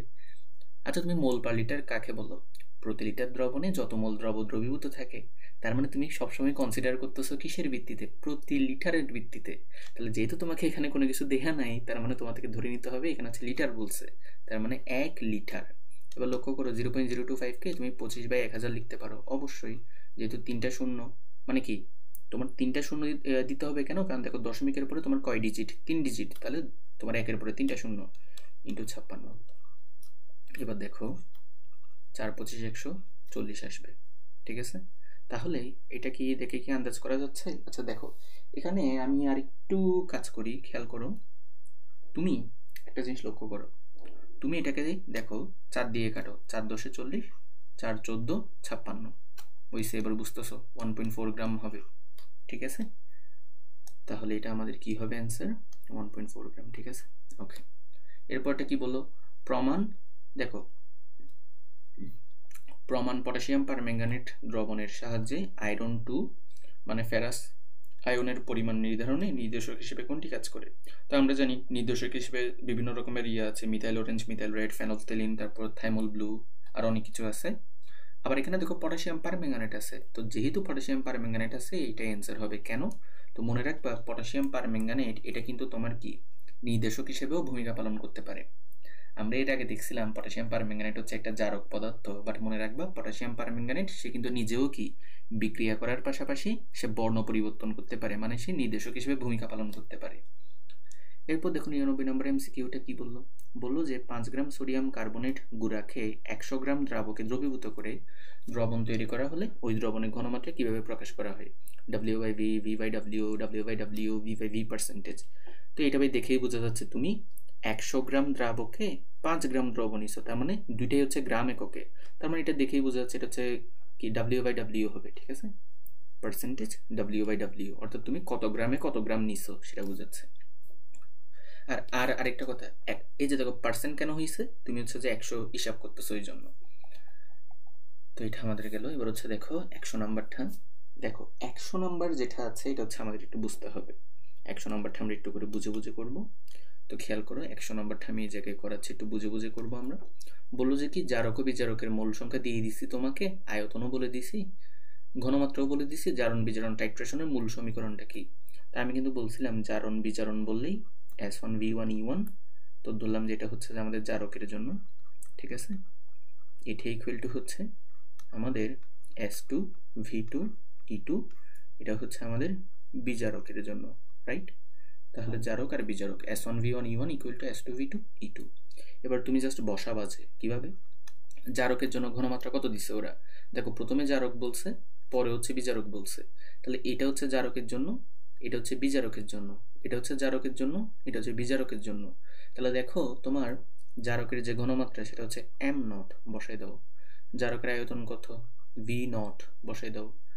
জারকের তুল্য সংখ্যা, আচ্ছা তুল্য সংখ্যা এটা আমি পরে বলতেছি, ইকুয়াল টু বিজারকের ঘনমাত্রা কত, mr, বিজারকের আয়তন VR, তুল্য সংখ্যা পরে বলতেছি। দেখো এবার তুমি একটা জিনিস লক্ষ্য করো, তোমার এখানে জারক ও বিজারকের মূল সংখ্যা বলে দিছে। এখন একটু করে চিন্তা করো তো, আমি তোমাকে একটু আগেই পড়াইছিলাম জারক ও বিজারকের তুল্য সংখ্যা যদি তুমি মানে তুল্য সংখ্যাগুলো যদি এক্সচেঞ্জ করো তাহলে মূল সংখ্যা পাবা, তাহলে মূল সংখ্যা যদি তুমি এক্সচেঞ্জ করে দাও তুল্য সংখ্যা পাবা। তার মানে ঘটনাটা হচ্ছে এরকম, জারকেরটা তুমি বিজারককে দিবা, বিজারকেরটা তুমি জারকে দিবা, তাহলে হচ্ছে চেঞ্জ হয়ে যাবে। তার মানে জারকের যে মূল সংখ্যা যে x ছিল সেটা হচ্ছে বিজারকের কি হয়ে যাবে, তুল্য সংখ্যা হয়ে যাবে। আর বিজারকের যে মূল সংখ্যা y ছিল সেটা জারকের তুল্য সংখ্যা হয়ে যাবে। তার মানে এখানের মধ্যে আমরা যেটা বলতে পারি সেটা হচ্ছে যে কি, এখানে হচ্ছে ওয়াই হবে, এখানে হচ্ছে এক্স হবে। ভাই আশা করি বুঝতে পারছো, কঠিন কিছু বলি নেই, ঠিক আছে। তুল্য সংখ্যা বিনিময় করলে যদি আমরা মূল সংখ্যা পাই, তাহলে মূল সংখ্যাকে আবার রিভার্স করে দিই, তুল্য সংখ্যা পাবো। তাহলে জারকের যে মূল সংখ্যা এক্স, সেটা হচ্ছে বিজারকের তুল্য সংখ্যা। তাহলে বিজারকের তুল্য সংখ্যা হচ্ছে এক্স, জারকের তুল্য সংখ্যা হচ্ছে কি, বিজারকের মূল সংখ্যা যেটা কিনা ওয়াই। তার মানে এটা আমাদের অ্যান্সার হচ্ছে কি, এটা আমাদের অ্যান্সার হবে এই যে এটা খ নাম্বারটা, ঠিক আছে। ওকে, তো এরপরে চলো আমরা হচ্ছে যে বাকিগুলো করি। লিথিয়াম কোবাল্ট অক্সাইড, আচ্ছা এই যে 101 নাম্বার যে এমসিকিউটা আছে এটা একটু আমাদের বুঝতে হবে। এবার বলি, এই যে এমসিকিউটা আছে, এই এমসিকিউটা ভাই সত্যি বলতেছি এটা কোথাও সুন্দরভাবে ব্যাখ্যা করে দেয়া নেই। এটা বেসিক্যালি আমাদের যে লিথিয়াম আয়ন ব্যাটারি আছে, তোমরা তড়িৎ রসায়ন চ্যাপ্টারে পড়বা, লিথিয়াম আয়ন ব্যাটারি হচ্ছে তোমার একটা ব্যাটারি যেটা হচ্ছে যে তোমার রিচার্জেবল বলো বা নন রিচার্জেবল বলো, ওই টপিকের মধ্যে এটা পড়ে। তো দেখো এখানে হচ্ছে আমাদের এটা বিক্রিয়া জানা থাকতে হবে। বিক্রিয়াটা হচ্ছে কি, আমি তোমাদেরকে লিখে দিচ্ছি। তো বিক্রিয়াটা যেটা মনে রাখবা ভাই, একদম সোজা বিক্রিয়া আমি দেখাচ্ছি। লিথিয়াম কোবাল্ট অক্সাইড, ঠিক আছে। এটা যেটা করে সে হচ্ছে যে এক্স সংখ্যক ইলেকট্রন ছেড়ে দেয়। এক্স সংখ্যক যদি মানে কত সংখ্যক ইলেকট্রন ছাড়বে সেটা কিন্তু আমরা জানি না। সে মানে কিছুক্ষণ পর পরে ধরো যে একবার একটা ছাড়লো, আরেকবার দুইটা ছাড়লো, আরেকবার তিনটা ছাড়লো, তো যেহেতু এটা চলতেই থাকে তাই এটাকে আমরা এক্স ধরে নিই। তাহলে এবার চিন্তা করো তো এখান থেকে কি হবে। এটা যদি ইলেকট্রন যদি ত্যাগ করে, তাহলে আমরা বলতে পারি এখান থেকে এক্স সংখ্যক লিথিয়াম প্লাস হবে। কেমনে, লিথিয়াম তো সে যদি এক্স সংখ্যক ইলেকট্রন ছেড়ে দেয় তাহলে কি লিথিয়াম প্লাস হবে, তাহলে এক্স সংখ্যক লিথিয়াম প্লাস হবে।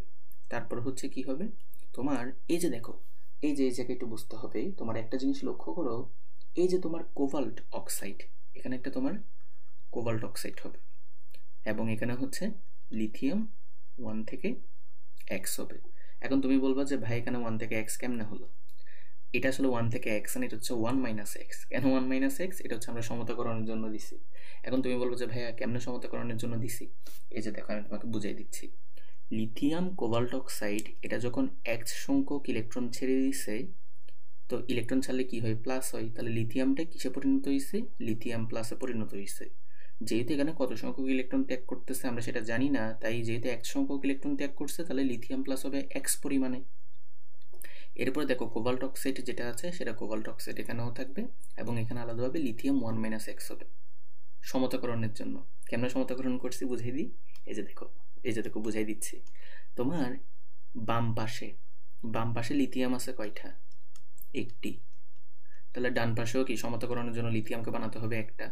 তাহলে খেয়াল করো এখানে অলরেডি লিথিয়াম আছে তোমার এক্স পরিমাণ। তাহলে তুমি যদি লিথিয়াম যদি আর কত আনো, 1 মাইনাস এক্স যদি আনতে পারো, তাহলে এবার এক্স প্লাস 1 মাইনাস এক্স করো, তাহলে প্লাস মাইনাসে মাইনাস এক্স আর এক্স যাবে গা, লিথিয়াম একটা হয়ে যাবে। ওই কারণেই মূলত এখানে লিথিয়াম 1 মাইনাস এক্স হয়েছে, ঠিক আছে। তো এই বিক্রিয়াটি একটু মনে রাখবে, এটা এইভাবেই হয়। এখন তোমাকে বলছে যে কি কোবাল্টের জারণ মান কত আছে, এ যৌগটা কি। তো এ যৌগটা কি তুমি আসলে আশা করি এতক্ষণে বুঝে যাবার কথা। এ যৌগটা হচ্ছে যে আমাদের কি, আচ্ছা দেখো বিক্রিয়াটা জাস্ট আমি কি করছি দেখো, ওরা কি করছে লিথিয়াম কোবাল্ট অক্সাইড বাম পাশে রাখছে, এই যে দেখো লিথিয়াম কোবাল্ট অক্সাইড এক্স সংখ্যক ইলেকট্রনকে ওরা ডান পাশে রাখছে, আমি জাস্ট এটাকে বাম পাশে নিয়ে আসছি। তো তুমি যদি এটাকে ডান পাশে নিয়ে যাও তাহলে কি হবে, প্লাস এক্স সংখ্যক ইলেকট্রন হবে, নর্মাল ব্যাপার। তারপরে দেখো আর বাকিগুলো সেম আছে, তাহলে এখানে এক্স সংখ্যক লিথিয়াম প্লাস এ যৌগটা হচ্ছে এটা। এখন একটু করে চিন্তা করো, এই যে জায়গাটা, এই জায়গায় একটু করে মনে রাখবা, এই জায়গায় একটা ঘটনা ঘটে। ঘটনাটা হচ্ছে যে তোমার এখানে কোবাল্টের জারণ মানটা দেখো, কোবাল্টের জারণ মান কত, তুমি যদি লক্ষ্য করো দেখবা এখানে কোবাল্টের জারণ মান যদি তুমি লক্ষ্য করো, লিথিয়াম হচ্ছে গ্রুপ 1-এর মূল, তাহলে হচ্ছে +1, অক্সিজেন হচ্ছে -2, তাহলে -4, তাহলে এটাকে অবশ্যই তোমার কি হইতে হবে, এটাকে কি হইতে হবে +3, রাইট। ওকে, এবার তুমি চিন্তা করো তোমার এখানে কোবাল্টের জারণ মান কি হবে, কোবাল্টের জারণ মান হবে এখানে 4+। ভাই আশা করি দেখা যাচ্ছে। এখন বলবো যে ভাই 4+ কেমনে হলো, ভাই চিন্তা করো তোমার লিথিয়াম কি করছে, লিথিয়াম যদি লিথিয়াম প্লাসে পরিণত হতে পারে তাহলে কোবাল্ট কি করতে পারবে, ইলেকট্রন ছেড়ে দিয়ে কোবাল্ট প্লাসে পরিণত হইতে পারবে। তাহলে এখানে কোবাল্ট আছে কোবাল্ট 3+ হিসেবে, তো সে যদি আমি ধরে নিলাম যে সে একটা ইলেকট্রন ত্যাগ করছে, তাহলে একটা ইলেকট্রন ত্যাগ করলে সে কোবাল্ট 4+এ পরিণত হবে, তাহলে ওই কোবাল্ট 4+ই এখানে দিছি। এখন তুমি বলবে যে ভাই সে যদি 2টা ইলেকট্রন ত্যাগ করে তাহলে তো হচ্ছে কোবাল্ট 5+ হবে, তারপর হচ্ছে কোবাল্ট 6+ হবে। হ্যাঁ, বিভিন্ন কিছু হইতে পারে, বাট আমরা জাস্ট ইনিশিয়াল যেটা সেটা নিয়ে আলোচনা করব। তাহলে দেখো এখানে আছে কোবাল্ট 3+, সে যদি একটা ইলেকট্রন যদি ছেড়ে দেয় তাহলে হবে কোবাল্ট 4+। ঠিক আছে, তাহলে এ যৌগটাতে আমাদের কোবাল্টের জারণ মান কত, সেটা হচ্ছে +4। ঠিক আছে, তাহলে এটা হচ্ছে আমাদের কি, দাঁড়াও কালিটি একটু চেঞ্জ করি, এটা হচ্ছে আমাদের +4 হবে। ওকে, এরপর অর্থাৎ আমরা একটু করে যাই, তাহলে লক্ষ্য করি Fe3O4 এই যৌগটাতে আয়রনের জারণ মান কত। তাহলে দেখো Fe3O4 এটা কত নাম্বার, 102 নাম্বার। তো দেখো Fe3O4 বাই, লক্ষ্য করো অক্সিজেন হচ্ছে -2, আয়রনের জারণ মানকে তুমি x ধরো, তাহলে তুমি এখান থেকে বলতে পারো 3x - 8 = 0। তাহলে এখান থেকে তুমি বলতে পারো x = 8/3, আর এটার অ্যান্সার হবে 2 পয়েন্ট সামথিং। তো এখানে কোনটা আছে, আচ্ছা 2 পয়েন্ট দিয়ে দুইটা আছে, তাহলে এটা আর একটু করা লাগবে, এটা একটু ভাগ করা লাগবে। 2 পয়েন্ট দিয়ে যেহেতু দুইটা আছে, একটু ভাগ করো কষ্ট করে। তাহলে ভাগ করলে 8কে যদি তুমি 3 দিয়ে ভাগ করো, তাহলে 3 দ্বিগুণে 6, 8 থেকে 6 বিয়োগ করলে 2, দশমিক দাও, 0 আনো, 3 6 18। আচ্ছা আর তো করার দরকার নেই, 2.6 দিয়ে সামথিং হবে। হ্যাঁ, এই যে দেখো আমাদের কোন অ্যান্সার হবে, এখানে গ নাম্বারটা অ্যান্সার হবে। ঠিক আছে, তাহলে এটা আমাদের অ্যান্সার হবে। এরপরটা দেখো 103 নাম্বার। আচ্ছা 103 নাম্বারে কি বললো, আমাদের একটা ম্যাথ দিল, এই ম্যাথটা হচ্ছে এখন আমরা করব। তাহলে চলো এই ম্যাথটা আমরা করি, 103 নাম্বার ম্যাথ। এই যে, তাহলে দেখো কি বললো, 5 গ্রাম ফেরাসায়নকে জারিত করতে কত গ্রাম পটাশিয়াম পারম্যাঙ্গানেট প্রয়োজন হবে। ওকে, এটা ভালো প্রশ্ন দিল 103 নাম্বারটা। এখন ভাই আমরা একটা সূত্র জানি, সেটা হচ্ছে কি S1V1E1 = হচ্ছে S2V2E2। এখন তুমি চিন্তা করো, তোমার এখানে কি ঘনমাত্রা বলে দিচ্ছে, বলে দেয় নাই, তাহলে N1E1 = N2E2। এবার তুমি দেখো N1 এর পরিবর্তে W1/M1 লিখতে পারো, তাহলে W1E1 / M1 = W2E2 / হচ্ছে M2। এবার ভাই লক্ষ্য করো, এখান থেকে আমরা কি বলতে পারি, খেয়াল করো তো, আমাকে বলছে যে কত গ্রাম পটাশিয়াম পারম্যাঙ্গানেট প্রয়োজন হবে, তাহলে W2 বের করতে হবে। তাহলে W2 = আমি যেটা বলতে পারি সেটা হচ্ছে, উপরে হচ্ছে W1E1M2, নিচে হচ্ছে কি হবে, নিচে হচ্ছে কি আছে, আচ্ছা দেখো W2, তাহলে W1E1M2, তারপর হচ্ছে যে M1E2, রাইট। ওকে, এইবার একটা জিনিস লক্ষ্য করো, তুমি জাস্ট হচ্ছে এবার মান বসাবা, তাহলে মানগুলো একটু বসাও। W1 কত, 5 গ্রাম, 5 গ্রাম তুমি এখানে বসাই দিছো। এইবার হচ্ছে E1 এর ভ্যালু কত হবে, এটা আমি নিয়ে অনেকবার বলছি। ঠিক আছে, এই যে তোমার ফেরাসায়ন আছে, ফেরাসায়নটা বিক্রিয়া শেষে কিসে পরিণত হবে, ফেরিক আয়নে, তার মানে একটা ইলেকট্রন সে ছেড়ে দিবে, তার মানে হচ্ছে তুল্য সংখ্যা 1 হবে। 1 দাও। M2 মানে হচ্ছে যে কি, এই যে তোমার পটাশিয়াম পারম্যাঙ্গানেটের আণবিক ভর, এবং পটাশিয়াম পারম্যাঙ্গানেটের আণবিক ভর একটু মনে রাখা লাগবে, যেটা হচ্ছে কত, 158। তাহলে এটা হচ্ছে আমাদের 158। ওকে, এমন হচ্ছে দেখো, তো এমন এখানে তুমি লক্ষ্য করো, তোমার এখানে ফেরাসায়ন, তাহলে ফেরাসায়নের যে আণবিক ভরটা কত, 55.85, বা যেটাকে আমরা বলতে পারি 56। তাহলে এমন হচ্ছে এখানে 56। E2, এবার লক্ষ্য করো E2 হচ্ছে যে কি, পটাশিয়াম পারম্যাঙ্গানেটের তুল্য সংখ্যা, আর আমরা জানি পটাশিয়াম ডাইক্রোমেটের তুল্য সংখ্যা হচ্ছে 6, পটাশিয়াম পারম্যাঙ্গানেটের তুল্য সংখ্যা হচ্ছে 5, তাহলে এখানে 5 হবে। এবার দেখো এই 5 কাটাকাটি গেল। এবার তুমি এটা দেখো নিজে নিজে করতে পারবা, 56 দিয়ে যদি তুমি 158কে যদি কাটাকাটি করো, কয়বার যেতে পারে, 3 6 18, 3 5 15 16, তাহলে বেশি হয়ে যাচ্ছে, তাহলে 2 পয়েন্ট সামথিং হবে, রাইট। তো 2 পয়েন্ট সামথিং দিয়ে শুধুমাত্র একটাই আছে, ওইটা অ্যান্সার হবে। ওকে, এরপর দেখো 104 নম্বর, SO4 2- আয়নে সালফারের জারণ মান কত। আচ্ছা দেখো এটা একটু করে বুঝাই, এটা কোথায় দেখাবো, আচ্ছা এখানে দেখাই। দেখো এটা দেখেই বোঝা যাচ্ছে, একটা অক্সিজেন হচ্ছে -2, তাহলে 4টা অক্সিজেন হচ্ছে -8, তাহলে এটাকে অবশ্যই +6 হইতে হবে, কারণ +6 যদি হয় তাহলে +6 আর -8 মিলে -2 আসবে। তাহলে এটা হচ্ছে আমাদের কি হবে, এটা হবে। এখন আসি আমাদের হচ্ছে 105 নাম্বার, এই যে এমসিকিউটা, এই এমসিকিউটা বিভিন্ন জায়গায় ভুল দেয়া, সত্যি বলতেছি ভাই, অনেক জায়গায় কি করছে জানো, এটাকে 2:5 এটা অ্যান্সার দিছে, বাট আমাদের হাজারি স্যারের বইতে এটা অ্যান্সার দেয়া, এবং এটাই হচ্ছে যে আসলে সঠিক অ্যান্সার। কেন সঠিক অ্যান্সার আমি তোমাকে বুঝিয়ে দিচ্ছি, এটা বিভিন্ন ইউটিউবে মানে বিভিন্ন প্লেলিস্টে হচ্ছে এটা ভুল ব্যাখ্যা দিছে, তো আমি তোমাকে এটা ব্যাখ্যাটা বুঝাইছি। তার আগে একটা জিনিস মনে রাখবা, সেটা হচ্ছে যে কি, তোমার পটাশিয়াম পারম্যাঙ্গানেটের তুল্য সংখ্যা তুমি কিন্তু জানো, পটাশিয়াম ডাইক্রোমেটের বেলায় 6, পটাশিয়াম পারম্যাঙ্গানেটের বেলায় 5। ফেরাস অক্সালেট, এটার তুল্য সংখ্যা হচ্ছে 3। কেন 3 একটু পরে বুঝাচ্ছি। এটা 3 হবে। তাহলে এখন তুমি বলো জারক বিজারকের মূল সংখ্যার অনুপাত। আমরা জানি তুল্য সংখ্যা, এই যে দেখো এর তুল্য সংখ্যাটা এ নিবে, এরটা হচ্ছে যে এ নিবে, রাইট? তো তুল্য সংখ্যা যদি বিনিময় করি তাহলে মূল সংখ্যা পাবো। তার মানে আমাদের অ্যান্সার হবে কোনটা? 3:5। এখন আসি পটাশিয়াম পারম্যাঙ্গানেটের তুল্য সংখ্যা 5, এটা আমরা বুঝি, কিন্তু ফেরাস অক্সালেটের তুল্য সংখ্যা 3 কীভাবে, ওইটা একটু দেখি। তাহলে চলো দেখি। 105। খেয়াল করো, এই যে তোমার ফেরাস অক্সালেট যেটা আছে, ঠিক আছে, যেটাকে আমরা বলি Fe2O4, এইখানে হচ্ছে একটা ভাই কাহিনী ঘটে। প্রথমত তুমি দেখো ফেরাস অক্সালেটের মধ্যে তোমার ফেরাস আয়ন আছে, Fe2+ আয়ন। ওই ফেরাস আয়ন কি করে? ফেরিক আয়নে পরিণত হয়। এটা একটা কাহিনী। দ্বিতীয় কাহিনী হচ্ছে যে এই যে তোমার C2O4, আচ্ছা কাহিনীগুলো আমি এখানে লিখে দিচ্ছি, কাহিনীগুলো এখানে লিখে দিচ্ছি। তোমার এখানে ঘটনা কি ঘটে, তোমার Fe2+টা পরিণত হয় Fe3+-এ। এই যে দেখো Fe2+ থেকে Fe3+, C2O4 2- মানে অক্সালেট আয়ন, এটা পরিণত হয় তোমার কার্বন ডাইঅক্সাইডে, ঠিক আছে? এটা পরিণত হয় কার্বন ডাইঅক্সাইডে। তার মানে আমি এখান থেকে পাবো 2 মোল কার্বন ডাইঅক্সাইড। এবার লক্ষ্য করো, তুমি টোটাল ইলেকট্রন হিসাব করো। তুমি যে ফেরাস আয়ন থেকে যে ফেরিক আয়ন পাচ্ছ, তার মানে একটা ইলেকট্রন এখানে ত্যাগ হচ্ছে, আর এখানে 2টা ইলেকট্রন ত্যাগ হচ্ছে। কেমনে বুঝছি? দেখো না, ফেরাস আয়ন ছিল, ফেরিক আয়ন হলো, তার মানে সে একটা ইলেকট্রন আরও ছেড়ে দিছে। অক্সালেট আয়নে 2- ছিল, কার্বন ডাইঅক্সাইডে এটা কি এখন 0 হয়ে গেল। তাহলে 0 যেহেতু হলো, তার মানে কি 2টা ইলেকট্রন সে ছেড়ে দিছে। দেখো না, C2, এই যে দেখো C2 2টা কার্বন, O4 এই যে দেখো 2 দ্বিগুণে 4, 4টা অক্সিজেন, এখানে 2- এখানে 0, তার মানে সে 2টা ইলেকট্রন ছেড়ে দিছে। এবার বলো টোটাল কয়টা ইলেকট্রন? এখানে 3টা। তার মানে আমি বলতে পারি এই যে আমার যে ফেরাস অক্সালেট, এটা হচ্ছে টোটাল, লিখে দিচ্ছি ভাই, এটা অনেক জায়গায় ভুল ব্যাখ্যা দিছে, তো এটা আমি সুন্দরভাবে দিয়ে দিচ্ছি। এটা হচ্ছে 3টে ইলেকট্রন ছেড়ে দেয়, আর যেহেতু 3টে ইলেকট্রন ছাড়ার মাধ্যমে সে ফেরিক আয়ন, আর এখান থেকে হচ্ছে কি, আচ্ছা তোমাকে তো অ্যারো মার্ক তো দিই নেই, অক্সালেট আয়নটা 2 মোল কার্বন ডাইঅক্সাইড তৈরি করতেছে, আর যেহেতু এখানে 3টে ইলেকট্রন স্থানান্তর হচ্ছে, তার মানে এটা তুল্য সংখ্যা হচ্ছে 3।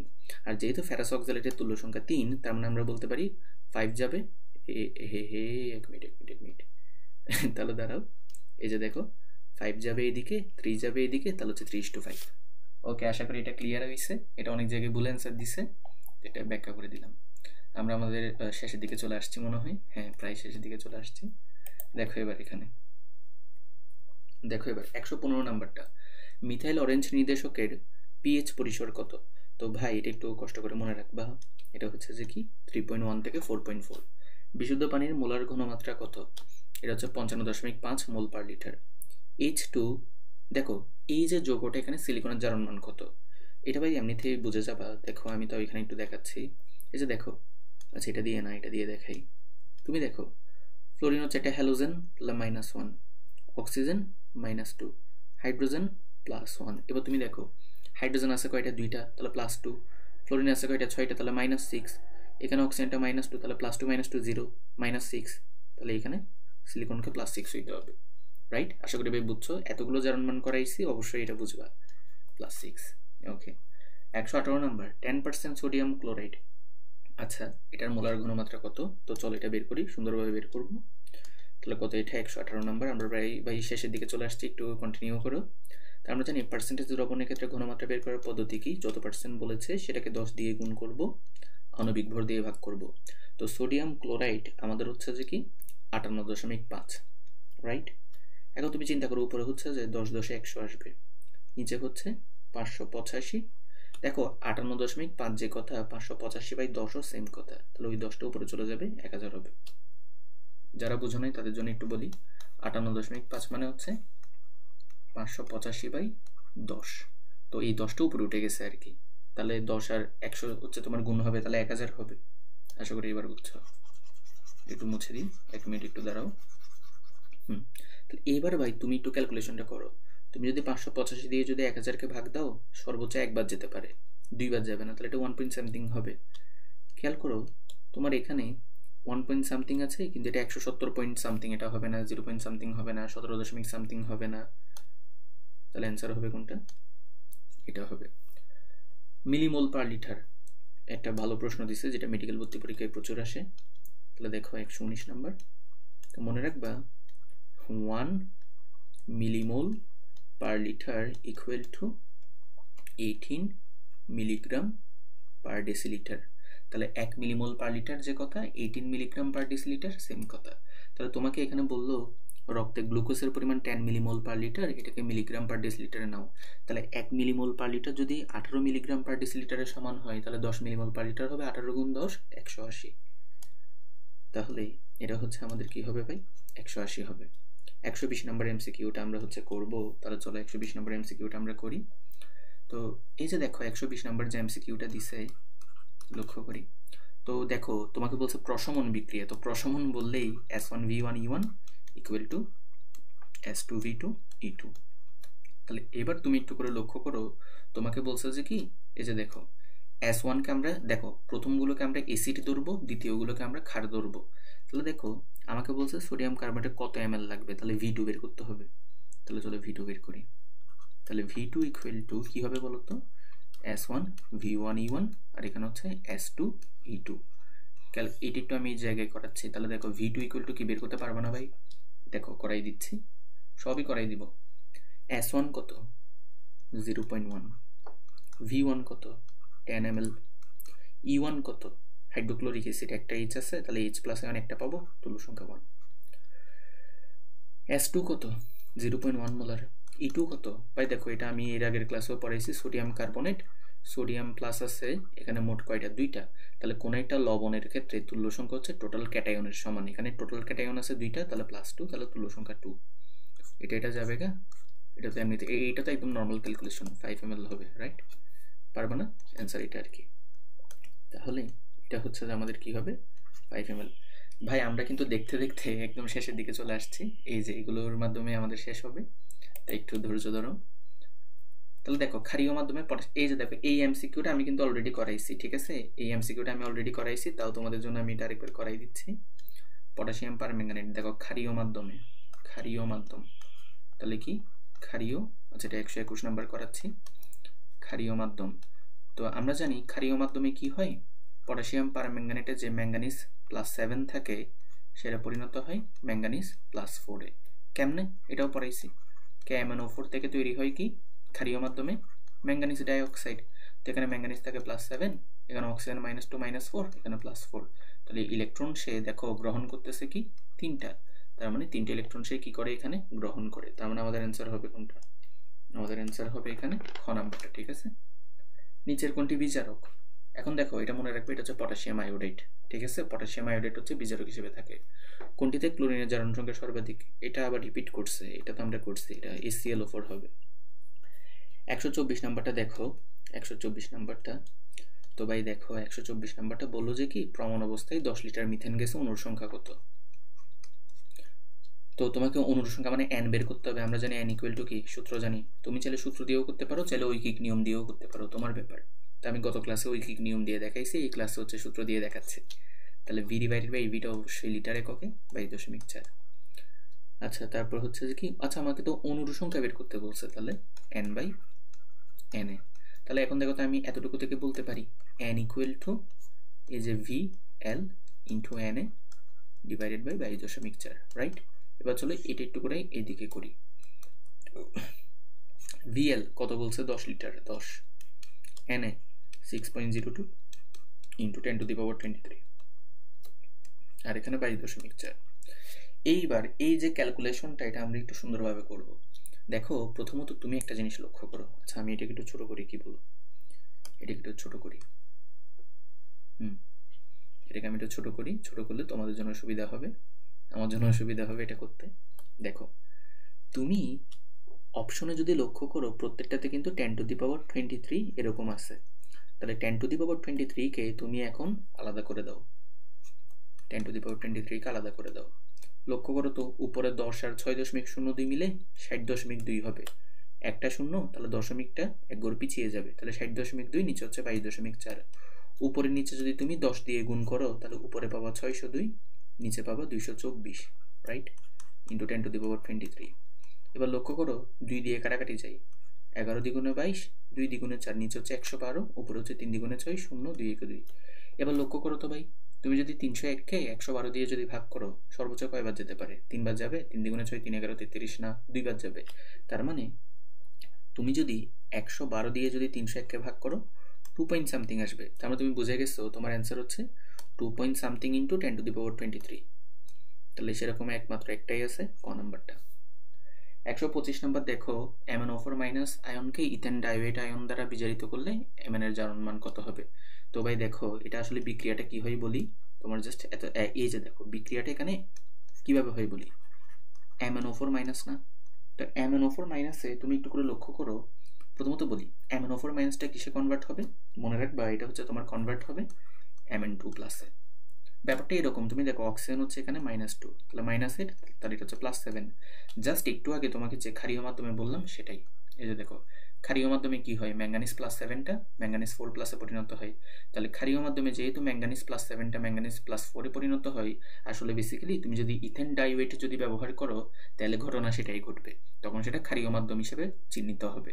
আর সেক্ষেত্রে দেখা যায় ম্যাঙ্গানিজ +7টা ম্যাঙ্গানিজ 2 প্লাসে পরিণত হয়। তো এখন আমাকে প্রশ্ন করছে কি, বিজারিত করলে ম্যাঙ্গানিজের জারণ মান কত হবে? তাহলে +7 থেকে হয়ে যাবে +2। তার মানে এটা আমাদের অ্যান্সার হবে কোনটা বলো তো ভাই? +2। নিচের কোনটি জারণ বিজারণ বিক্রিয়া নয়? এইটা আমরা দেখছিলাম, ঠিক আছে, মনে আছে? এটা হচ্ছে ঘ নাম্বারটা হবে। কেন ঘ নাম্বারটা হবে আচ্ছা একটু করে বুঝাই দিই, এটা যেহেতু শেষ MCQ একটু করে দেখাই। প্রথমত দেখো সোডিয়াম এখানে নিরপেক্ষ 0, ক্লোরিন নিরপেক্ষ 0, ক্লোরিন হচ্ছে -1 এখানে, সোডিয়াম হচ্ছে +1। তাহলে দেখো সোডিয়াম, দেখো সোডিয়াম হচ্ছে 0 থেকে +1 হয়েছে, তার মানে জারণ ঘটছে। ক্লোরিন হচ্ছে 0 থেকে -1 হয়েছে, তাহলে বিজারণ হয়েছে। তাহলে এটা তো আমাদের জারণ বিজারণ বিক্রিয়া। তুমি এরপর একটা লক্ষ্য করো, ক্লোরিন এখানে হচ্ছে -1, তাহলে -2, তাহলে এটা হচ্ছে +2 হবে। ক্লোরিন -1 তাহলে -3, তাহলে এখানে +3 হবে।